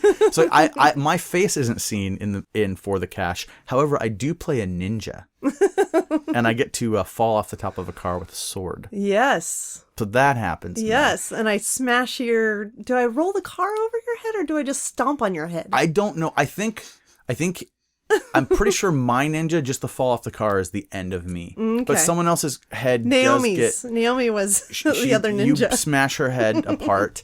At one point, you get in a fight in a kitchen with Meg. Meg, who used to run Velvet Elvis. And you you smash her, you grind her face off with a fan. Yes. You also get stabbed with a big butcher knife. Mm-hmm. Now, Matt he added a bunch of effects to it, and he put a clip of that up online. So I'm going to link the video to what we're talking about so you can see the level of quality of stuff that we're talking about. But Carrie kills a bunch of people. Yeah. And then, do you die in the end of that movie? Is that what happened? No. I think my group... Everyone else dies, and then you're the one walking away. And I put flowers on the grave. And 2 jets to Brazil, Sweet Avenue. Oh, yes. Yes, and the knife. So this is something that people will have a really hard time tracking down because it was released on DVD in Spain by a company that went out of business. But it's great. It is great. It's really great dubbed in Spanish as well. As is Edge of Quarrel. Yeah, well, so the trick with the movies that we worked on is that none of us knew what we were doing, but you'd had some experience at least. You did 3. Yeah. And, your earlier work. So like, but like when the Spanish people came along and they got professional voice actors who actually do voice overdubbing for Hollywood films, it made the movies look like. It actually made it look like these are real movies. So I guess this is what I heard. I haven't confirmed it. My voice in, I think it's Edge of Quarrel, but I could be wrong. It might be another one of the other movies, but is the voice that the girl that does the same voice for Padme in Star Wars. Yeah. So over there, what ends up happening is because I guess in Spain, from what I've been told, they like to hear stuff overdubbed into Spanish. They don't like the subtitles. Mm-hmm. So what ends up happening is if you work in that industry, the woman who does Natalie Portman's voiceover will do Natalie Portman's voiceover in every film so that there's a consistency. They don't go to one movie and then get thrown because now that person doesn't sound the same, right? Yeah. So you are the Spanish Natalie Portman. Woohoo! Or Natalie, or the other way around. However that actually works out, which is cool. Totally cool. Claim to fame. Put that on IMDb. Yeah, exactly. We've got to fix up this IMDb thing for you. So when you look up Natalie Portman, you see her voiceover, and then you'll see my name. Yeah, exactly. Also known as Fist number 2. Okay. Oh dear. So then you were back. Yep. And did these movies. Thank you for suffering through that and whatever Always embarrassment you've had to deal with over the years since. I've been in Europe with Look, your Good husband Fun. is so embarrassed he won't watch it. I know. He needs to watch it though. It's not that bad. It's awful. European friends of mine have seen it and recognized her at shows. And Rich, is this the same Carrie Whitney from The Edge of Quarrel? And wait, what accent? What accent was that? Whatever. This is German accent. Eastern Bloc thing. Eastern Bloc. Iron Curtain, whatever it is over there. I'm a Reagan baby. Oh dear. So, okay, we were at a Youth Today show at a small venue, and I was just seeing my friend, and he just pulls me aside, and he's like, Rich, I have to ask you a question. And I'm like, what's up? I was standing right behind him. He was standing right behind me, turned around. It's like, is the same Carrie Whitney you're going out with the same Carrie Whitney from Edge of Quarrel? And I pull her, like, towards me, and I spin her around. I'm like, hey, Carrie Whitney, are you the same Carrie Whitney from Edge of Quarrel? And he's mortified. Like he's seen Marilyn Monroe or something. Stop. And I'm like, really? I'm like, this is... I knew she was in the movie. I knew like a lot of people seen it or whatever, but this is the scope she had. Like, this is the effect on... At least I got recognized for being myself. When I was on tour with Good Clean Fun, somebody walked up to me, you made out with John Pettibone! Like, cool. I would rather have the surprise. I'm not interested in knowing about you from guys you may have dated. This isn't about guys you dated. This is about you. Or guys you may have made out with on film. On film. That I made happen. That's not what we care about. That's why I don't watch it. Because you're that kind of jealous guy. Quick story. You are not. Quick story. We were at the chiropractor Friday. Oh, stop. And the chiropractor said, is that Carrie Whitney from Edge of Quarrel? Close. That'd be amazing. I was done first, and the chiropractor was adjusting my wife. And I looked over, and there she was laughing, and he was laughing. And his hands were... I'm like, wait. Oh, you got a little like... Oh, I perked up. Oh, wow. And I was like, no, he's a doctor. You know, he just did the same thing to you. And I walked away. I couldn't really see it. Really, you had to go cool off. You had to take a moment. Yeah. That's my All wife. right. Wow. I can never flirt ever again. Okay. Well, I'm not trying to cause like a rift here. Oh, no, it's been there. Well, okay. It's funny, too, because this whole time, like, when they showed up, I had no idea that Rich was going to be here today. Most people, you know, these are just one-on-one. And so I was like, well, what are you going to do? Are you going to, like, sit in the other room and watch the game? He's like, no, I'm going to sit in there. I'm like, oh. And he looked really serious. And then I'm like, oh, dude, you're going to be like Jon Favreau in, like, Maid at the beginning when he's taking, like, the strippers to the... But the thing is, he has been sitting here with his arms crossed looking stern, like, most of the episode. Oh, come on now. There's a lot of stuff that you're bringing up that I haven't heard, and like I'd like to hear it. Well, because you went like way back. No, that's cool. Okay. I'm a fly on the wall. talking. I wasn't trying to offend you. You really haven't been quite the way I was describing it. But we're supposed to up the, we're supposed to up the drama a little bit here. All right, if you hear things getting thrown around or anything, no. Like what you all don't know listening is that we've been recording for about 3 hours, and we'll get right into something really good, and then Rich will just like put his hand over the microphone and say, cut it, cut it. And so, unfortunately, I mean, I hope you've enjoyed what you've heard so far, but really the best of this episode is on the cutting room floor. Sorry. All right, so where are we? I have no idea where we are. Oh, we've gone up. Cash. We've gone up through the movies. I'm a movie star, yeah. You're a movie star. Yeah. You're a legitimate movie star. 3 like main roles in. I'm a movie star. And I'm sorry. a zine publisher. I'm a photographer. Oh, thank you. That's exactly it. Now listen, you weren't just someone that was hanging around, and this is an important thing, and it was an important thing for the time. It wasn't enough for you, and this is what sets you apart. It wasn't enough for you to want to go out to a show and see a show and hang out with a bunch of people that you just met. You immediately wanted to do things. Yes. And that is the spirit that made you truly part of what we were doing. Like it didn't need to be explained to you. It was just like, what am I going to do? Yeah. And that I'm not an observer. that is the key. Where did that come from?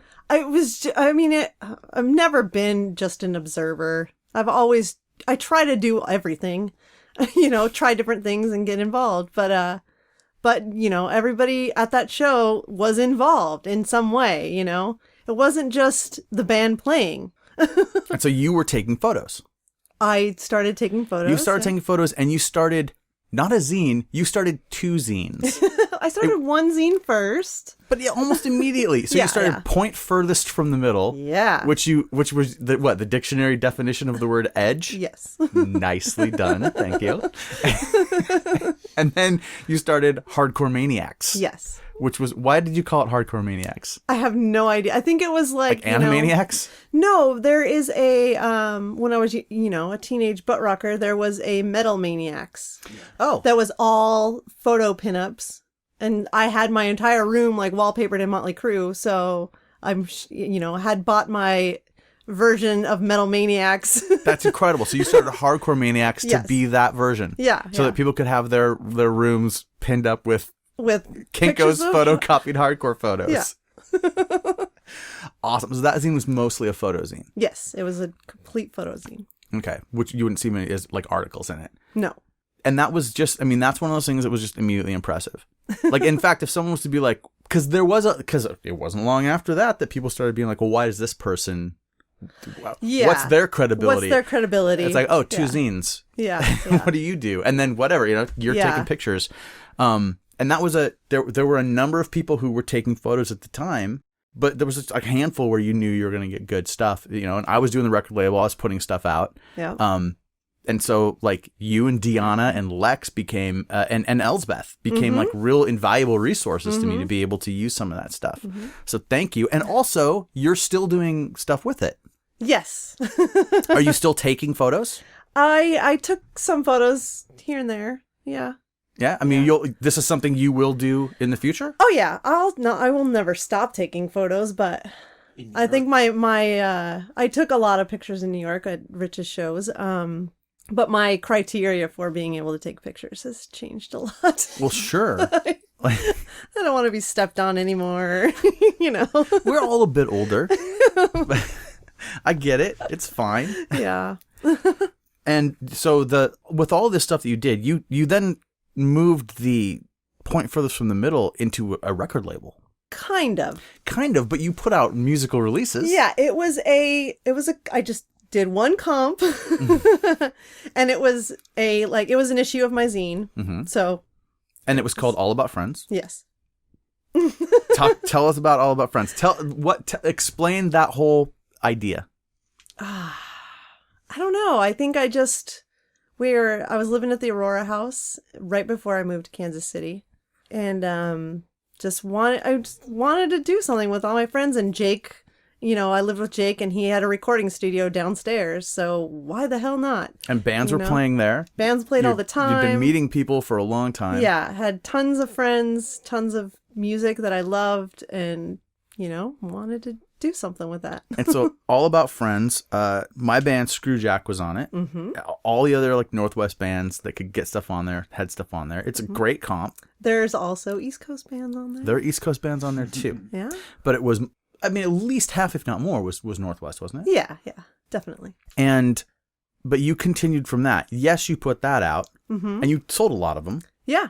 Oh, yeah. And then you did Logic Probe. Yeah. You put out a Logic Probe thing. It was Point Records at that point, right? I don't remember.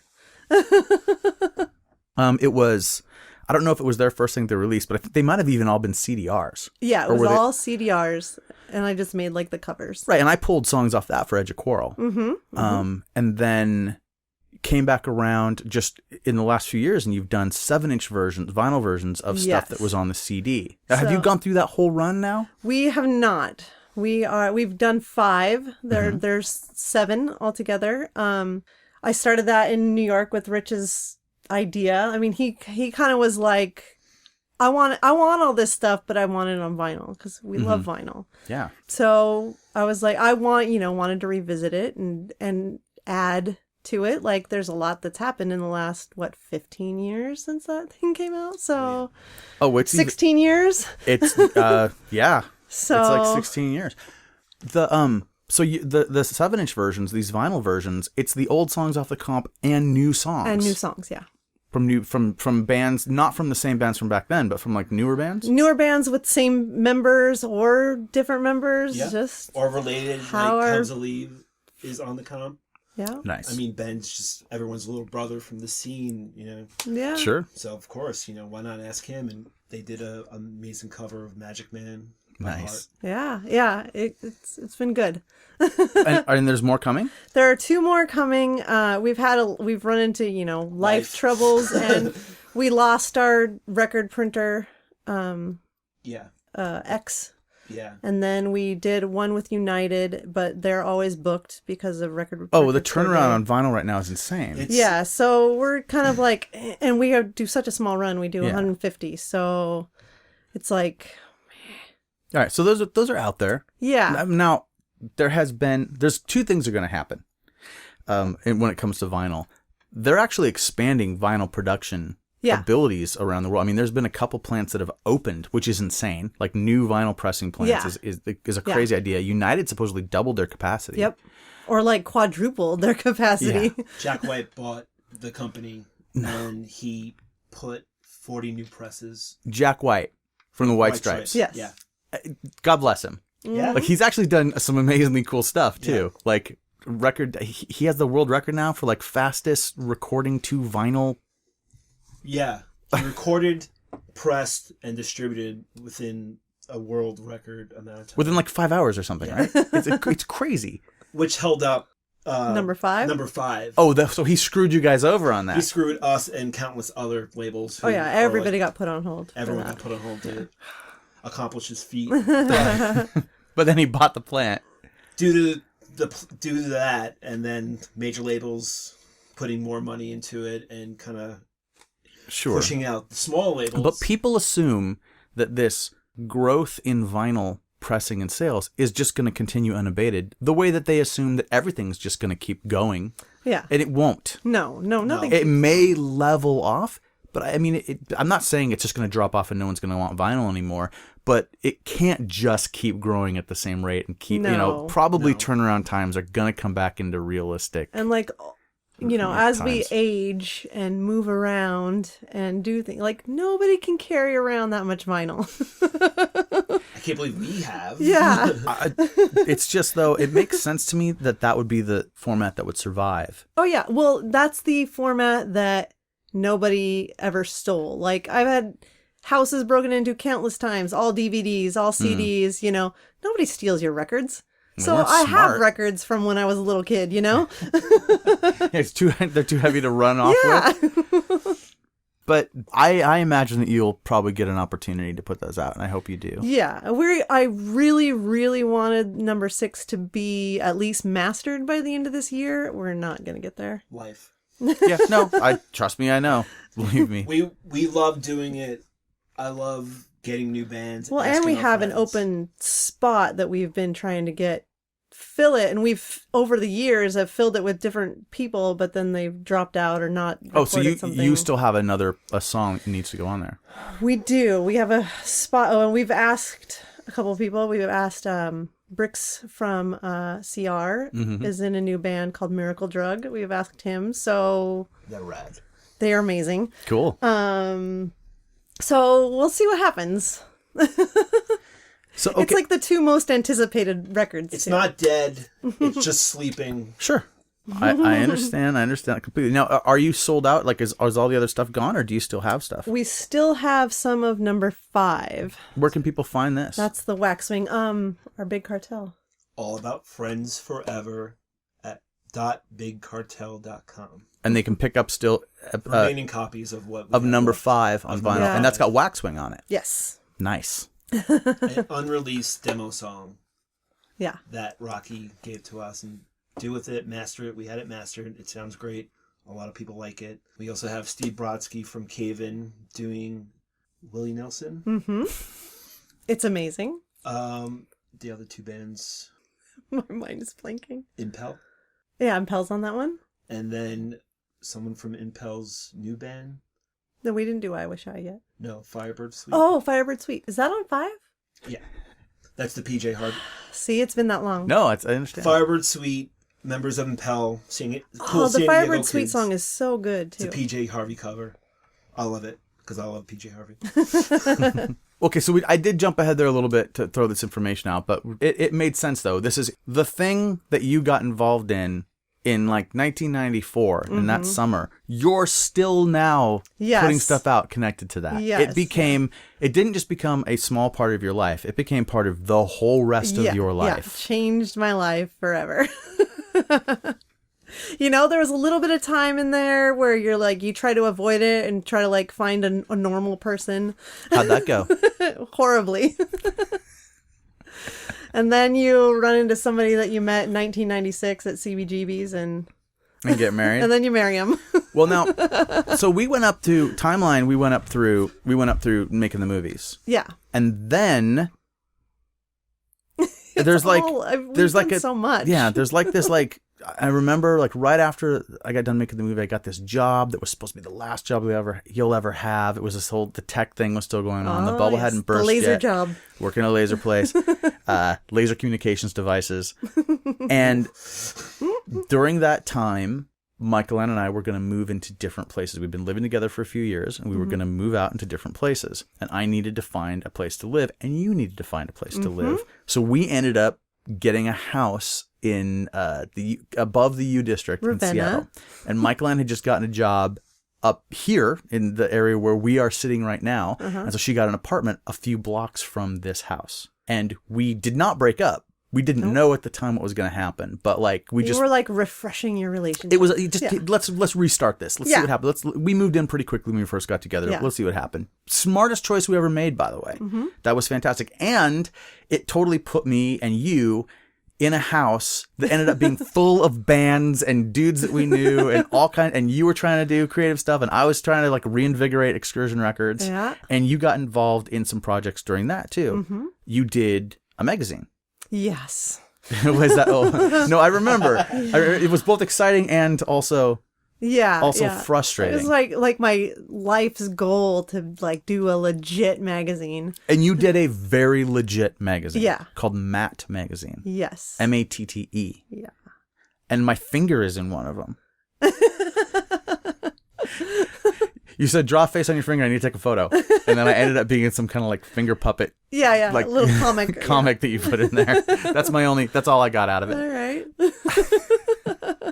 Now, and that went for a while, but the whole time we were living there, you were pretty hardcore involved in that. Yeah. It was life sucking, but it was one. It led to the next great. thing, whatever the next thing was. So right? great that I loved doing it, and I don't think that I will. It kind of led me to this like whole working with norms, citizens. You know, so because you got to stay with your own kind from here on out. Yeah, I had gone into business with a person that I worked with at Fantagraphics, and she was crazy. But I also involved all of my friends who were volunteers, like Robin and Ryan and everybody. I mean, everybody put their heart and soul into this thing, and she treated them like crap. So it all kind of fell apart. Right. It wasn't just, it was not everyone was coming from the same, from the same place. Yeah. Yeah. And it was a bummer to see that kind of go down. And I really thought that might be like a thing. Oh, if anyone has those or can track them down, they're very cool. Those issues of Matt Magazine are super cool. Eric Rumpshaker, another zine dude, was out here a couple years ago. Yeah.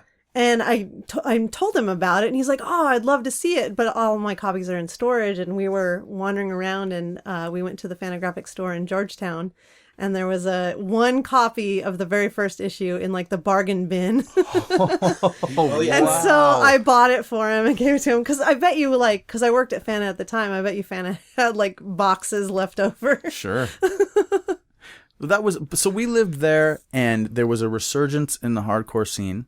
Here. There had been a weird time where Rich, you had mentioned 9 Iron Spitfire, and like Seattle hardcore after Undertow was strange for a few years. Botch grew and got bigger. There was a lot of really cool stuff that happened, but it was weird little friend stuff more than like bands that people would know as much. Like 9 Iron never really broke through, and Waxwing kind of was becoming a thing. But it was during the growth of bands like Waxwing and Botch, and then right coming into like after the year 2000 with the Paradox that you mentioned, you played with Himsa there, that really blew up. And Champion and Stay Gold happened and blew up the hardcore scene here. And then Trial plays into all this all throughout too. Yeah.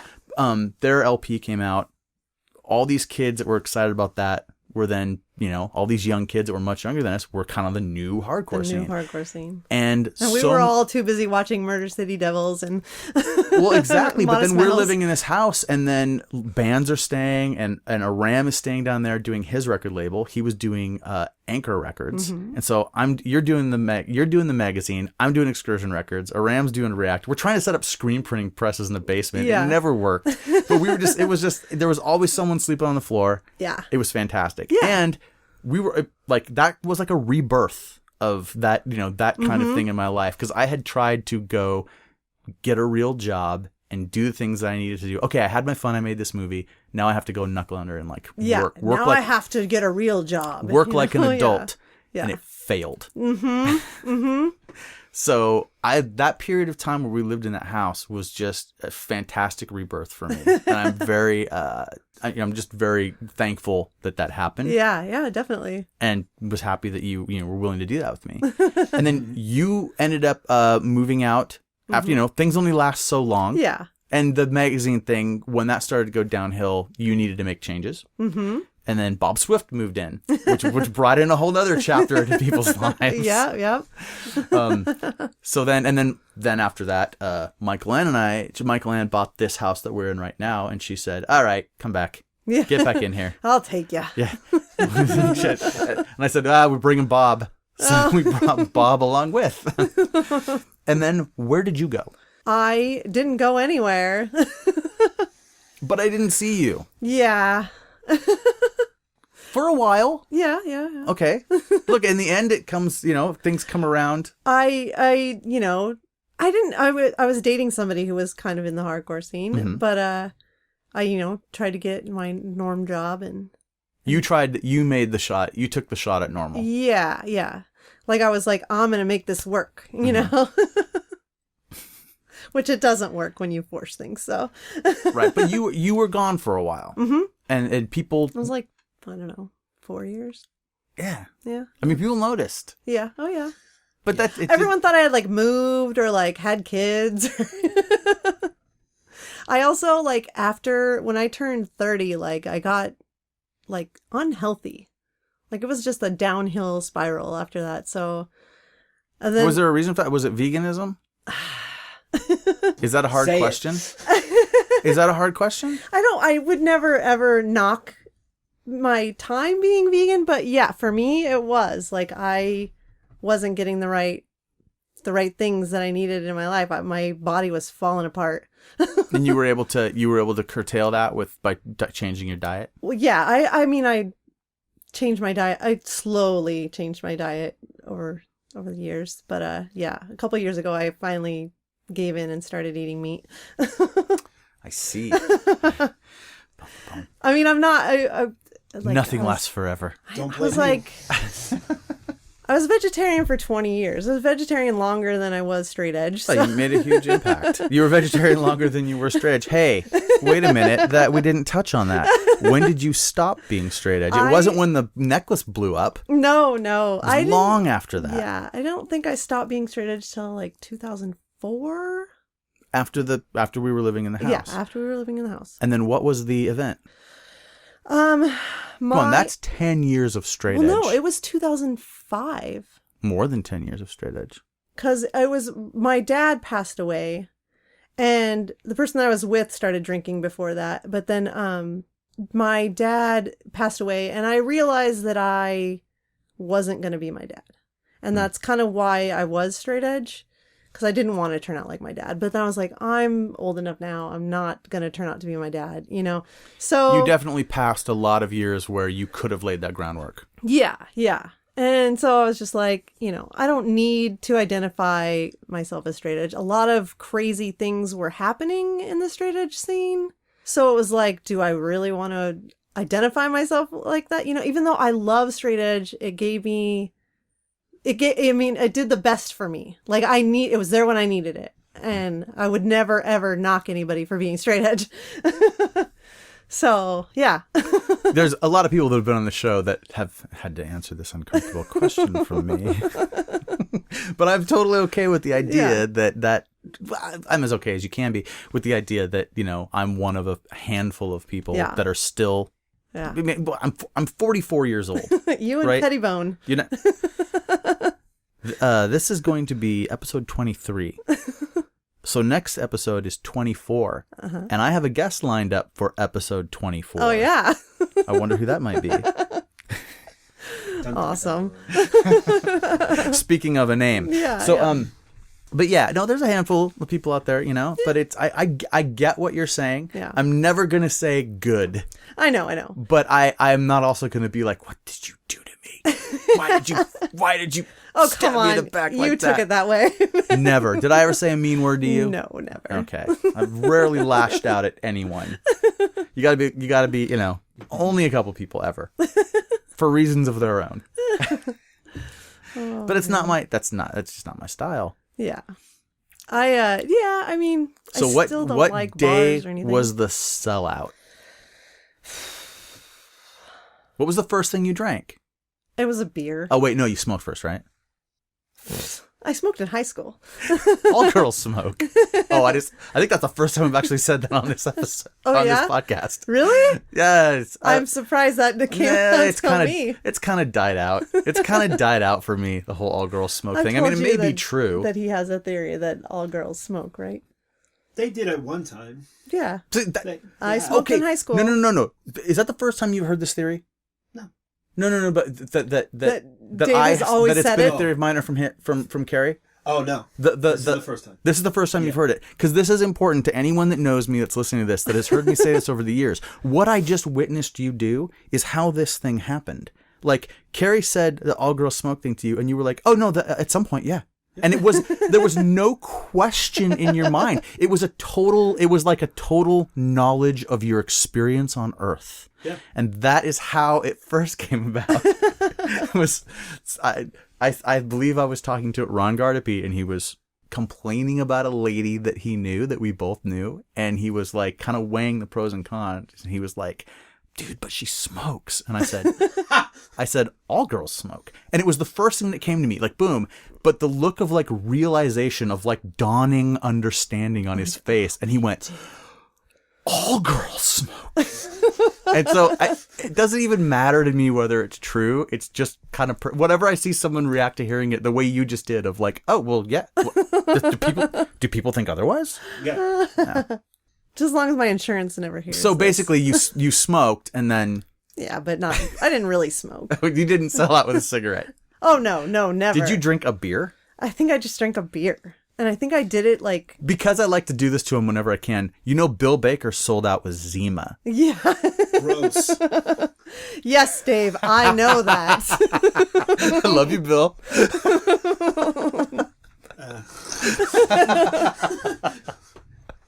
So what was it for you? I think I just like...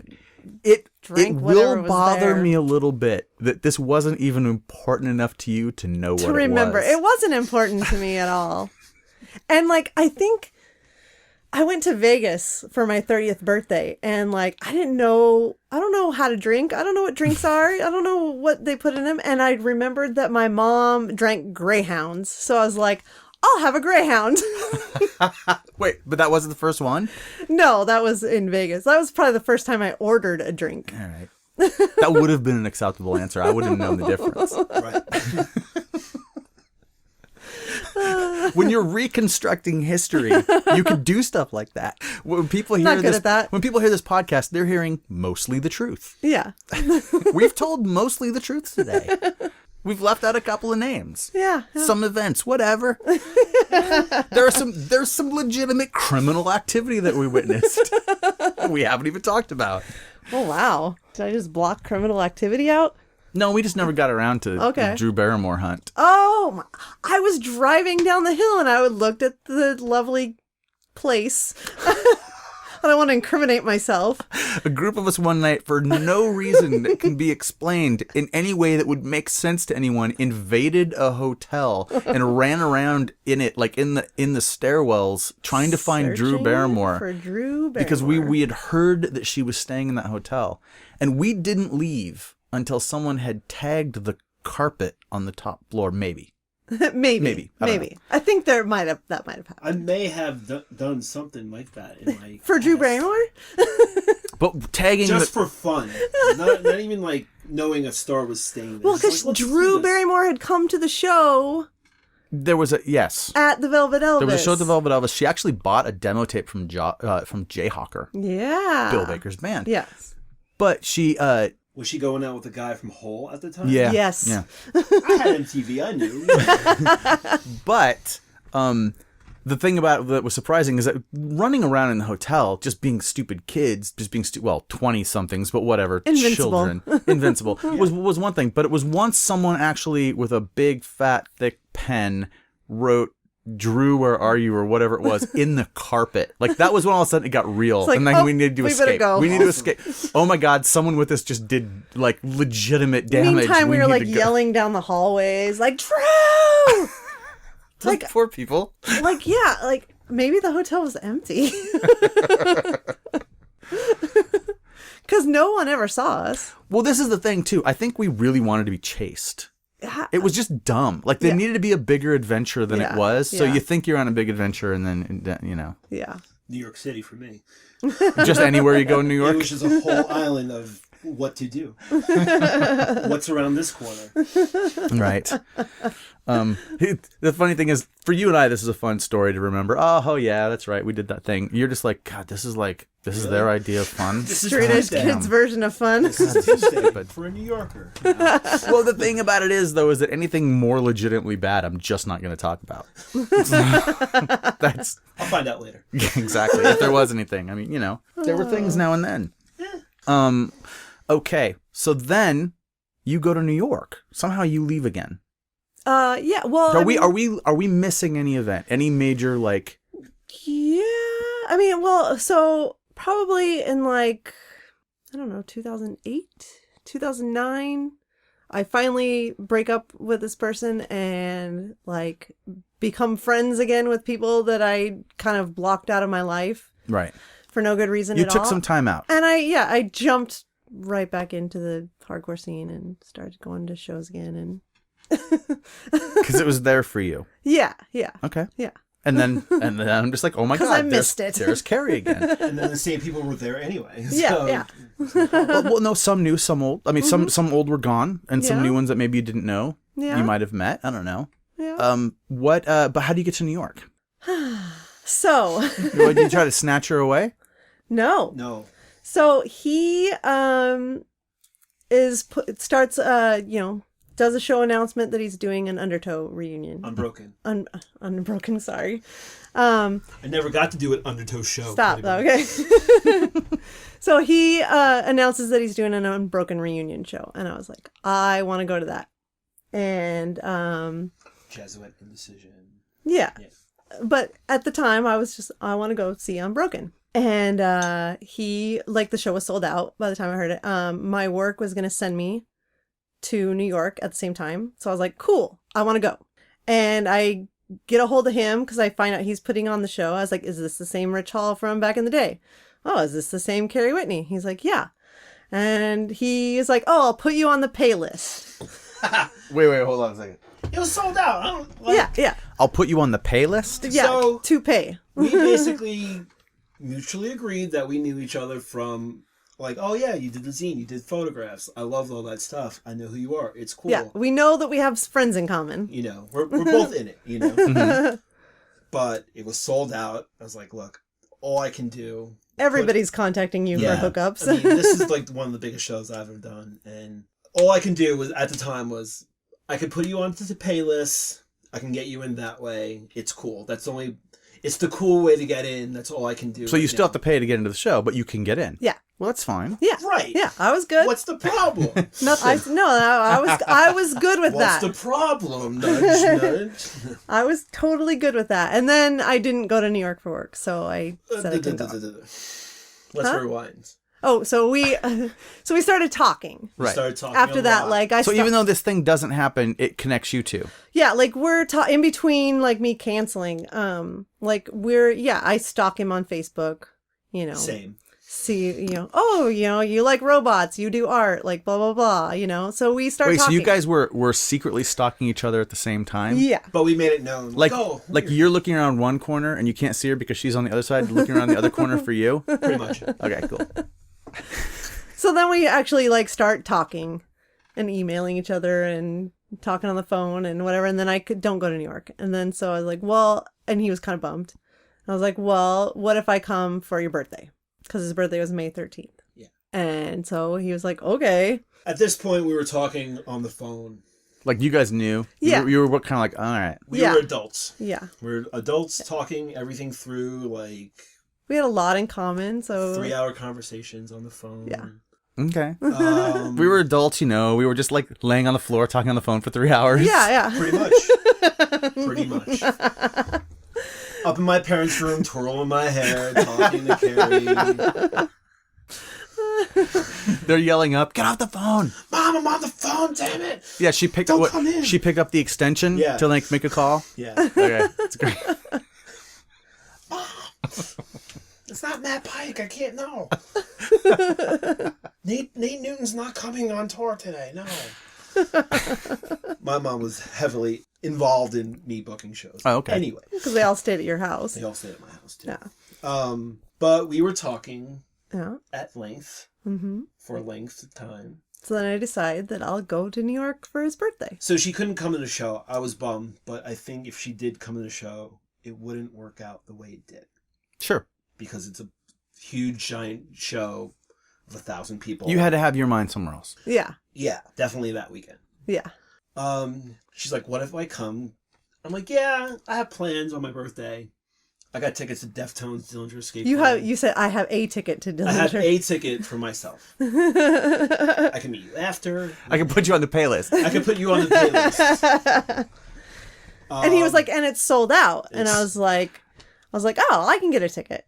I was like, whatever. I'll figure it out. Okay. At this point in my mind, I was like, I'm going to New York. I'm going to have fun. Like, we'll see what happens. This is what happened. I was currently at home. I needed a break from Brooklyn. I needed to get my mind straight. I stopped drinking. I had major anxiety. I needed to get out. I needed to start fresh. I moved back with my parents. I'm very close with my uncle. My uncle was very sick at the time. He was in a, I'm getting a little emotional because I don't want to relive this. He was in a nursing home and apparently he died overnight. Like, I was home at the time and we got the phone call and he passed away. And Carrie knew that he was sick and, so this just shattered my life. And it was the day the day after I was arriving in New York. Oh my God. No, it was, the funeral was like my uncle died. I don't know when everything's going to happen. My mom's sorting it out right now. This happened last night. Right. She's like, crap. Yeah. I'm going to New York. Crap. Yeah. Yeah. And it's like, I don't know if I can hang out with you. And she's like, that's fine. Like, we'll figure it out. I'm like, okay. So, of course, dealing with family, my family, they're not close, but like tragedies always bring them together, and there's always fights. Stubborn Italians start their shit and whatever. So I was like, I need to get out. Go ahead. You gotta back it up a little bit, because I got there. Did I get there the day of his funeral? Yeah. Okay, so I got there the day of his funeral. He's like, I can't hang out. So I was like, okay, great. What am I going to do? I find out that Mike Fight is also in New York. Cool. He's like, cool, come meet me at this, bar. It's a bar that I invested in. And I was like, awesome, I'll meet you there. So I meet Mike Fight at this bar. And I'm like, he's doing family stuff. So I'm out. I'm not telling anybody that I'm there to see Rich Hall. Right. And so this bar ends up being one of Rich's dearest friends' bar. And I'm sitting there, we're, drinking, having fun. And I have a tattoo of an octopus on my arm. And he's like, oh, you like octopuses, come see. This is Mark Shapiro. He's like, come see this artwork by my friend Rich Hall hanging in the stairwell. And it's of this octopus. I kept this real because I didn't know myself. I didn't know what this was going to like, so I didn't tell friends. I didn't tell anyone. I told a couple people at the show, like Dave Larson was at the show, Mike Fight, like, oh, I think me and Carrie are talking. Mike Fight guessed it right away. Yeah. And like Dave Larson went, but even still, like, she comes out there and like she's not gonna be able to hang out with you, but she still can't get away from you. Can't. Yeah, no. And so, like, we're like giggling and having fun, and I'm getting to know Mark Shapiro, and he's like, talking. He's like, "Oh, you should date Rich Hall." Unbeknownst to him. Yeah. Nice. Well, your friends are looking out for you. Oh yeah. Or trying to get you in trouble. I don't. Yeah. Whatever. It depends on your point of view. More than the former. Yeah. It just depends on your point of view. Yeah. Yeah. So then the next day, I get back to my hotel at like 4 a.m. because bars never close in New York, and it was my birthday that I had to get out of my house. Yeah. I had to. I'm like, I can't deal with this. I'm like, I'm gonna hang out with this girl. I also had bought Yankee tickets. Yeah. And so that's what got him out of the house. He was like, I'm going to the Yankee game with this girl. Okay. No, I think the way it went, it was the Dillinger show. No. The Yankee game before. The Yankee game before. Yeah. That's right. You're correct. Yep. It was the day before my birthday. Yeah. And she's like, I got these tickets. Like, I got to go hang out with this girl. He's not going to refuse Yankee tickets. I gotta go see about a girl. I got to go see about a girl, I'll be right back. See if this is going to work out or not. Great seats, of course, because that's... And hilariously enough, Mike Fight and his friend Rev and Mark and Shap and somebody else. Delia. Oh, yes, Delia. All had tickets to the game. The same game. So I was like... Are you in the same area? So, they weren't in the same area, but... So, like, we're on, like, a date. Right. We're on a date at this point. Crashed by the peanut gallery. Yeah. But we had so much fun that they came down and joined us at our seats because we had the better seats. Yeah. Okay. It was hilarious. Now, are there more key points here, or how do you get to New York? Like, how do you move? Yeah, you moved. This is good. Okay. Yeah. So the next night we go see Dillinger and the Deftones. And it was my And it was his birthday. And so then we go back to Shap's bar. And it's his birthday party. There's a little table reserved for him and everything. Yeah. And the Deftones come to his birthday party. Hell yeah. That's, they heard it was my party. They had to come somewhere. What's going on tonight? I hear Rich Hall's birthday party is going to be the shit. Duh. Okay. Yeah. Duh. So, I experience all of this and, he's like superstar. and you knew this going in. True, but I saw it for real. I warned you. Like, look, this is my life. Being modest about it, but whatever. But yeah. We had a blast, and so that sealed the deal. And then you moved out. Well, and she came back here. Was sad I left. We kept talking, and I was like, you know what? Like, I'm working the same job for 7 or 8 years now, and like I could use a change. Let me stop you. Okay. In our conversations, she's like, "Oh, what if you moved to Seattle?" I'm like, I really don't know what's. He wasn't going to move to Seattle for a girl. I wasn't ready to leave New York yet. I knew what was out there. Of course, I toured. I've been all around the country like 7 times or whatever else. I know what's out there, but I had a thing. I was still doing shows. I was at the height of doing shows. I don't know. I just felt like I needed to stay there. But then she's like, okay, what if I moved to New York? I'm like, okay, you got to get a job. You got to find your own place. She had this.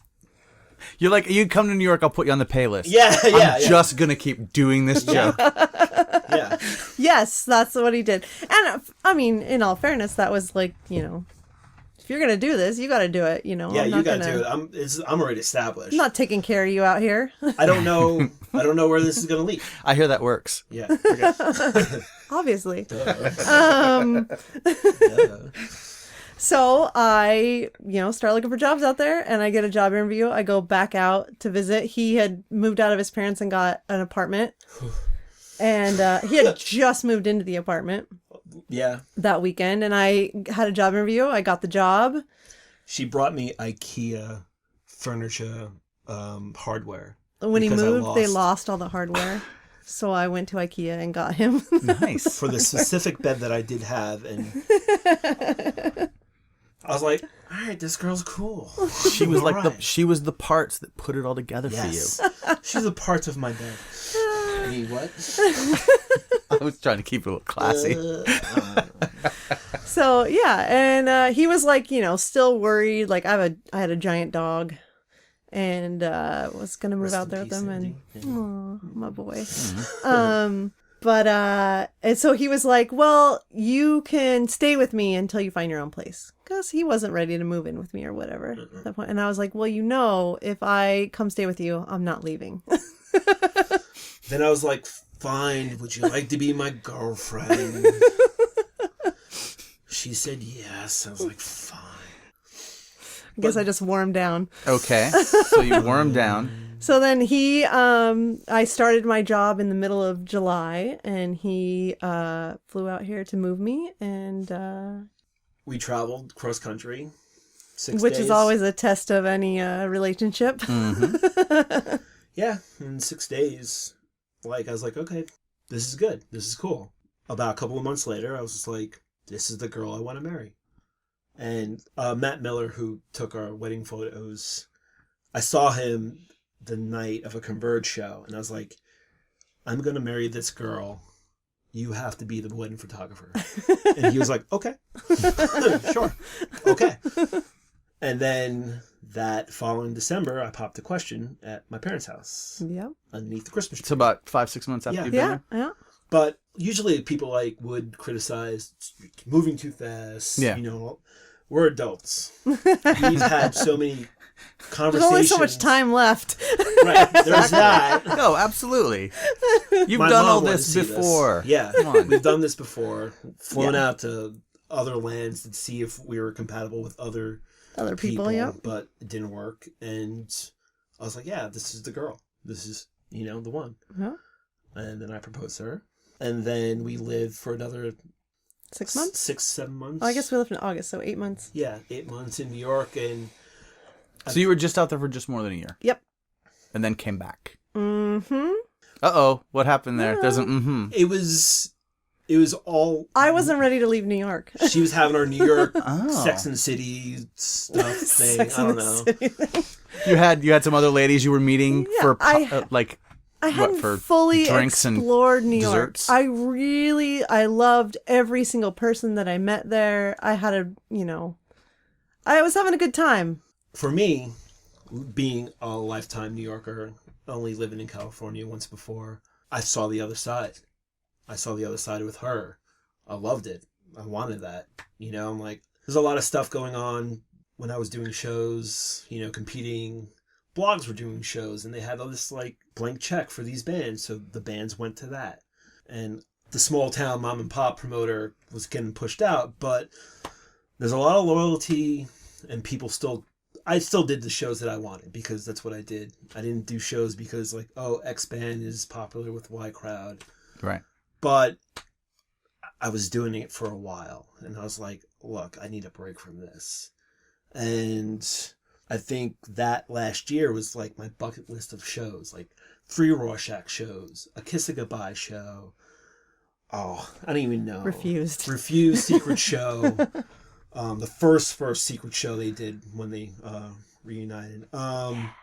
Just like all that cool stuff. And I'm like, I'm going to go out on top.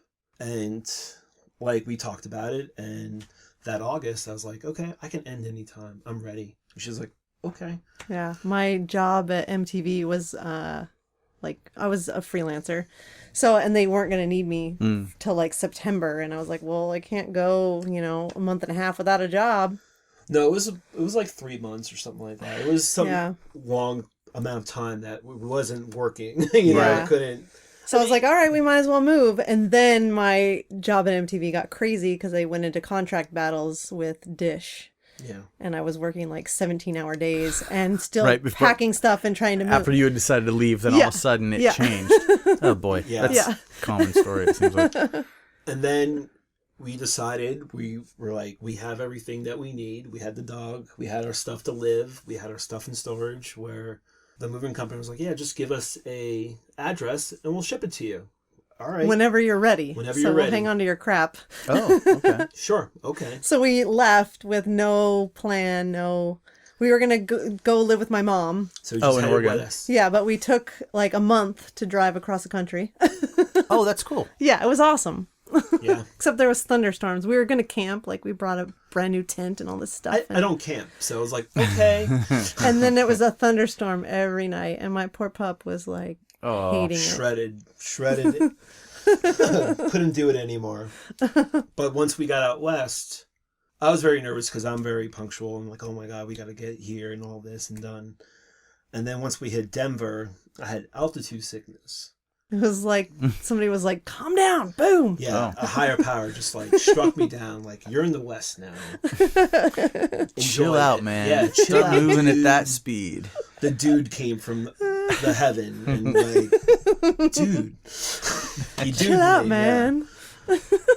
And from there, I was like, oh, I can live here. Flagstaff, Arizona. We can live here. Yeah. This is cool. We Oh, can so live each here. place you were just like, how about, Yeah. why not here? Why not here? Yeah. Why not here? You wanted to live at Arcosanti? We want to. Arcasani was cool, but I didn't want to live there. Flagstaff was, you know. Well, anyway, but yeah, we had a blast. we got to San Diego, and a mutual friend, Rob, we're just hanging out and stuff like that, and she gets an email I get an email that I have a job in Seattle if she wanted it. if I wanted With it. the people who you worked with before? Yes. Okay. Yeah. And she, Well, And that answers the question then, Yeah. right? You're like, Yeah. oh, Seattle, Yeah. of course. So then Rob is, we were hanging out with him and he's like, oh, cool, you're going to live in Seattle? I have a house there. I'll kick out my tenants. we were like, don't. And he was he was doing the hard sell on us. So I had a job and a place to live like within like an hour in were San like- Diego. Okay. Wow. Okay. So then, boom, you're on your way up. Yeah. We get to my mom's. My poor mom like cleaned out like a room for us and everything. And I was like, Mom, we're staying one day. I start my job on Monday. Like, It's still empty, this room. A saint she is still. Yes, like, still. All the, Saint Cindy. from Motley Crue with the other woman to doing all the work Oh, for yeah. one night stay. Yep. Amazing woman. Yes, she is. Your mother. My poor mom.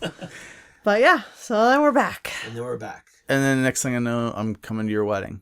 Yeah. It was like a year later.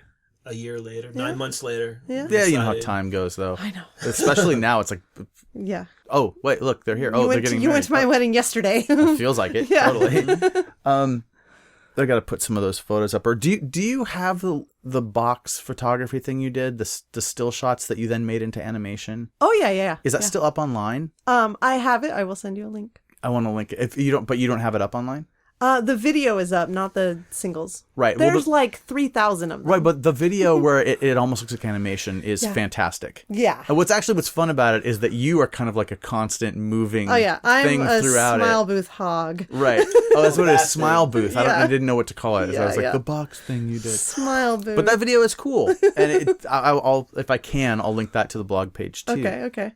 So we're getting to the point where we are at the end of the show. Yeah. But we got to talk about how people can see what it is you've got going on and what you will have going on. Because I heard some talk about a book. Oh, yeah. Well, a book has always been a plan. I have like 5,000 negatives from photographs of all those shows, you know? Yeah, for like 20 years of shows. For 20 years of shows. Well, yeah, there's some gaps missing or some really terrible pictures.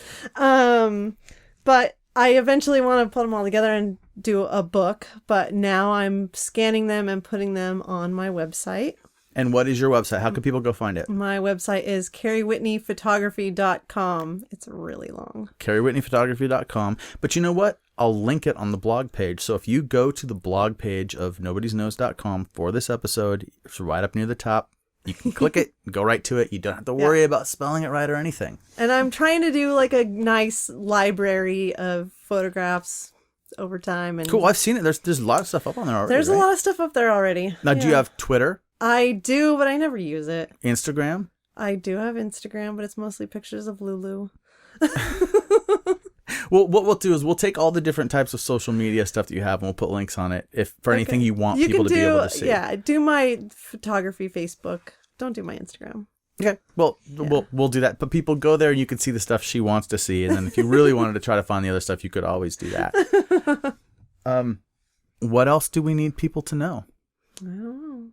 We covered it pretty well. I think so. Well, thank you so much for coming out and doing this. I know I'd been telling you that I was going to need you to get out here and do this. That this was an important part of the story to me. Oh boy, a year plus. Well, no, you know what? The first ones went up in February, so it's right in the first year. Yeah. But you know what though? I was planning for a couple months, so you're right. It is possible that I started even putting the seed. Oh yeah, you put the seed out there, and I was like, oh, I'm not doing that. Yeah. Up until pretty much you walked into my house today, you were still saying, no, I don't think this is going to work. On the car ride up here, yes. What, do you think you weren't going to be able to talk about any of this stuff? I probably shouldn't talk about anything. Whatever. No, this was great. I thought this was great. I really appreciate it. Thank you so much for doing this for me, my friend. Thank you, Dave. And sir, thank you for being here too. Thank you for having me. All right, I'll talk to you guys later. Bye.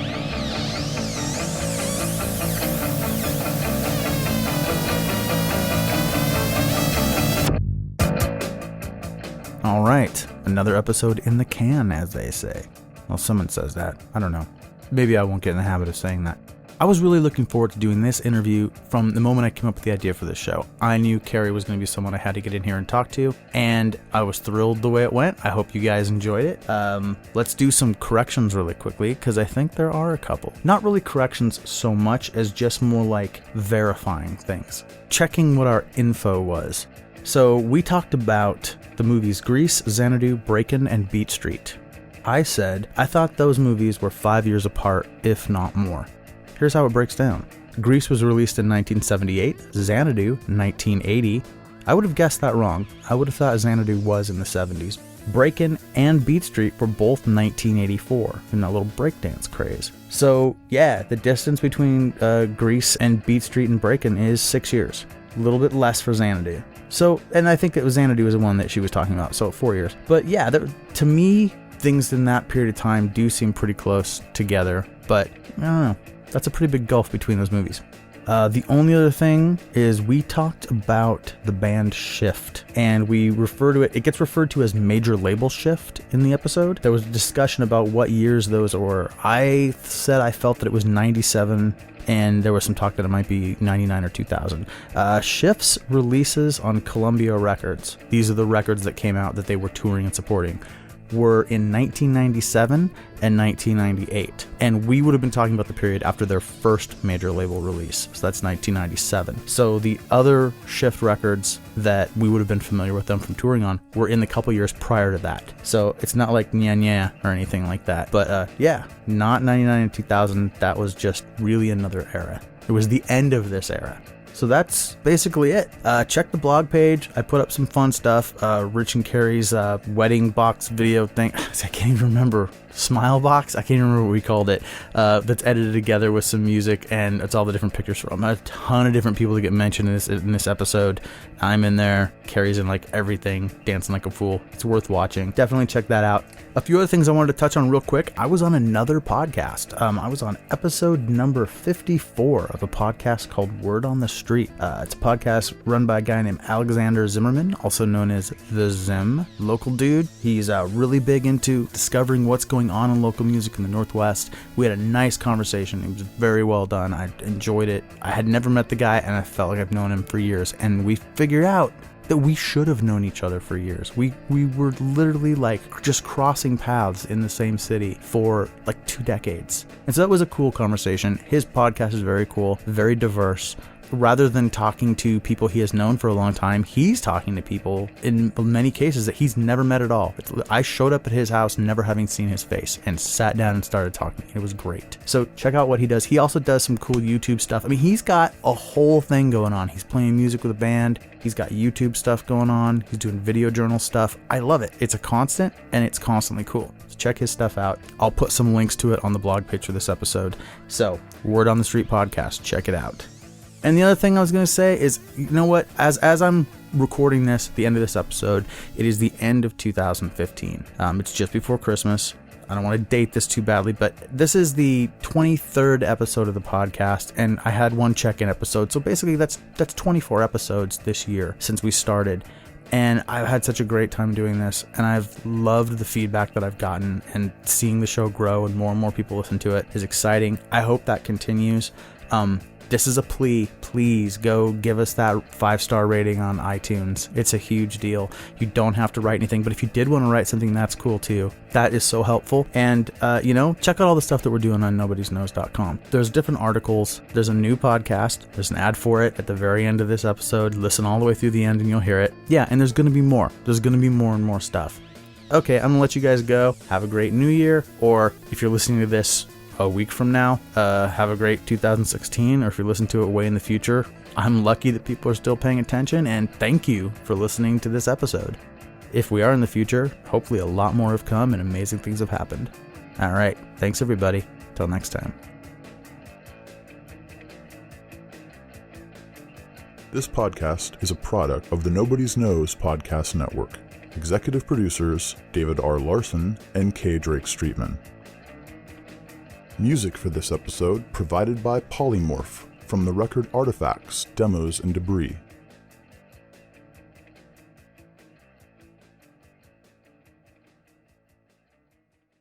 Hey everybody, I just want to let you know about another show that we're doing here on the Nobody's Knows Podcast Network. This show was created to give my friend Matt an opportunity to have his own show, to put his point of view out. It's called The Token Asian, and I'm here with Matt right now to tell you about the show. Matt, tell me about The Token Asian. Tell me what you're trying to achieve with this podcast.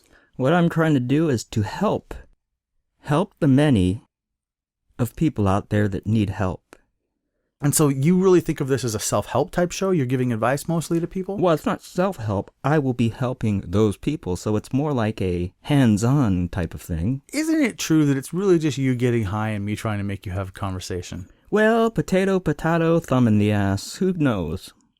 We've done 3 episodes as of right now. Is that what we did? It felt more like 2 and maybe a third. Well, the third one, we'll see how it edits. It may go up, it may not. But I would encourage people to go listen to what we've done and to get your advice, to get your help, to just hear your worldview. Dave, that third episode was cheese curd diarrhea if I've ever seen it. Well, then we'll just have to do better on the 4th.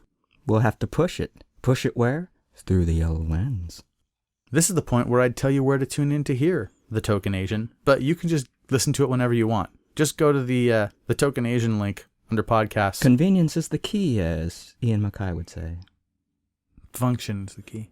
No wonder I never got fucked by Riot Girl. www.nobodiesknows.com. Go listen to The Token Asian. Listen to the other episodes of I've Known You Too Long.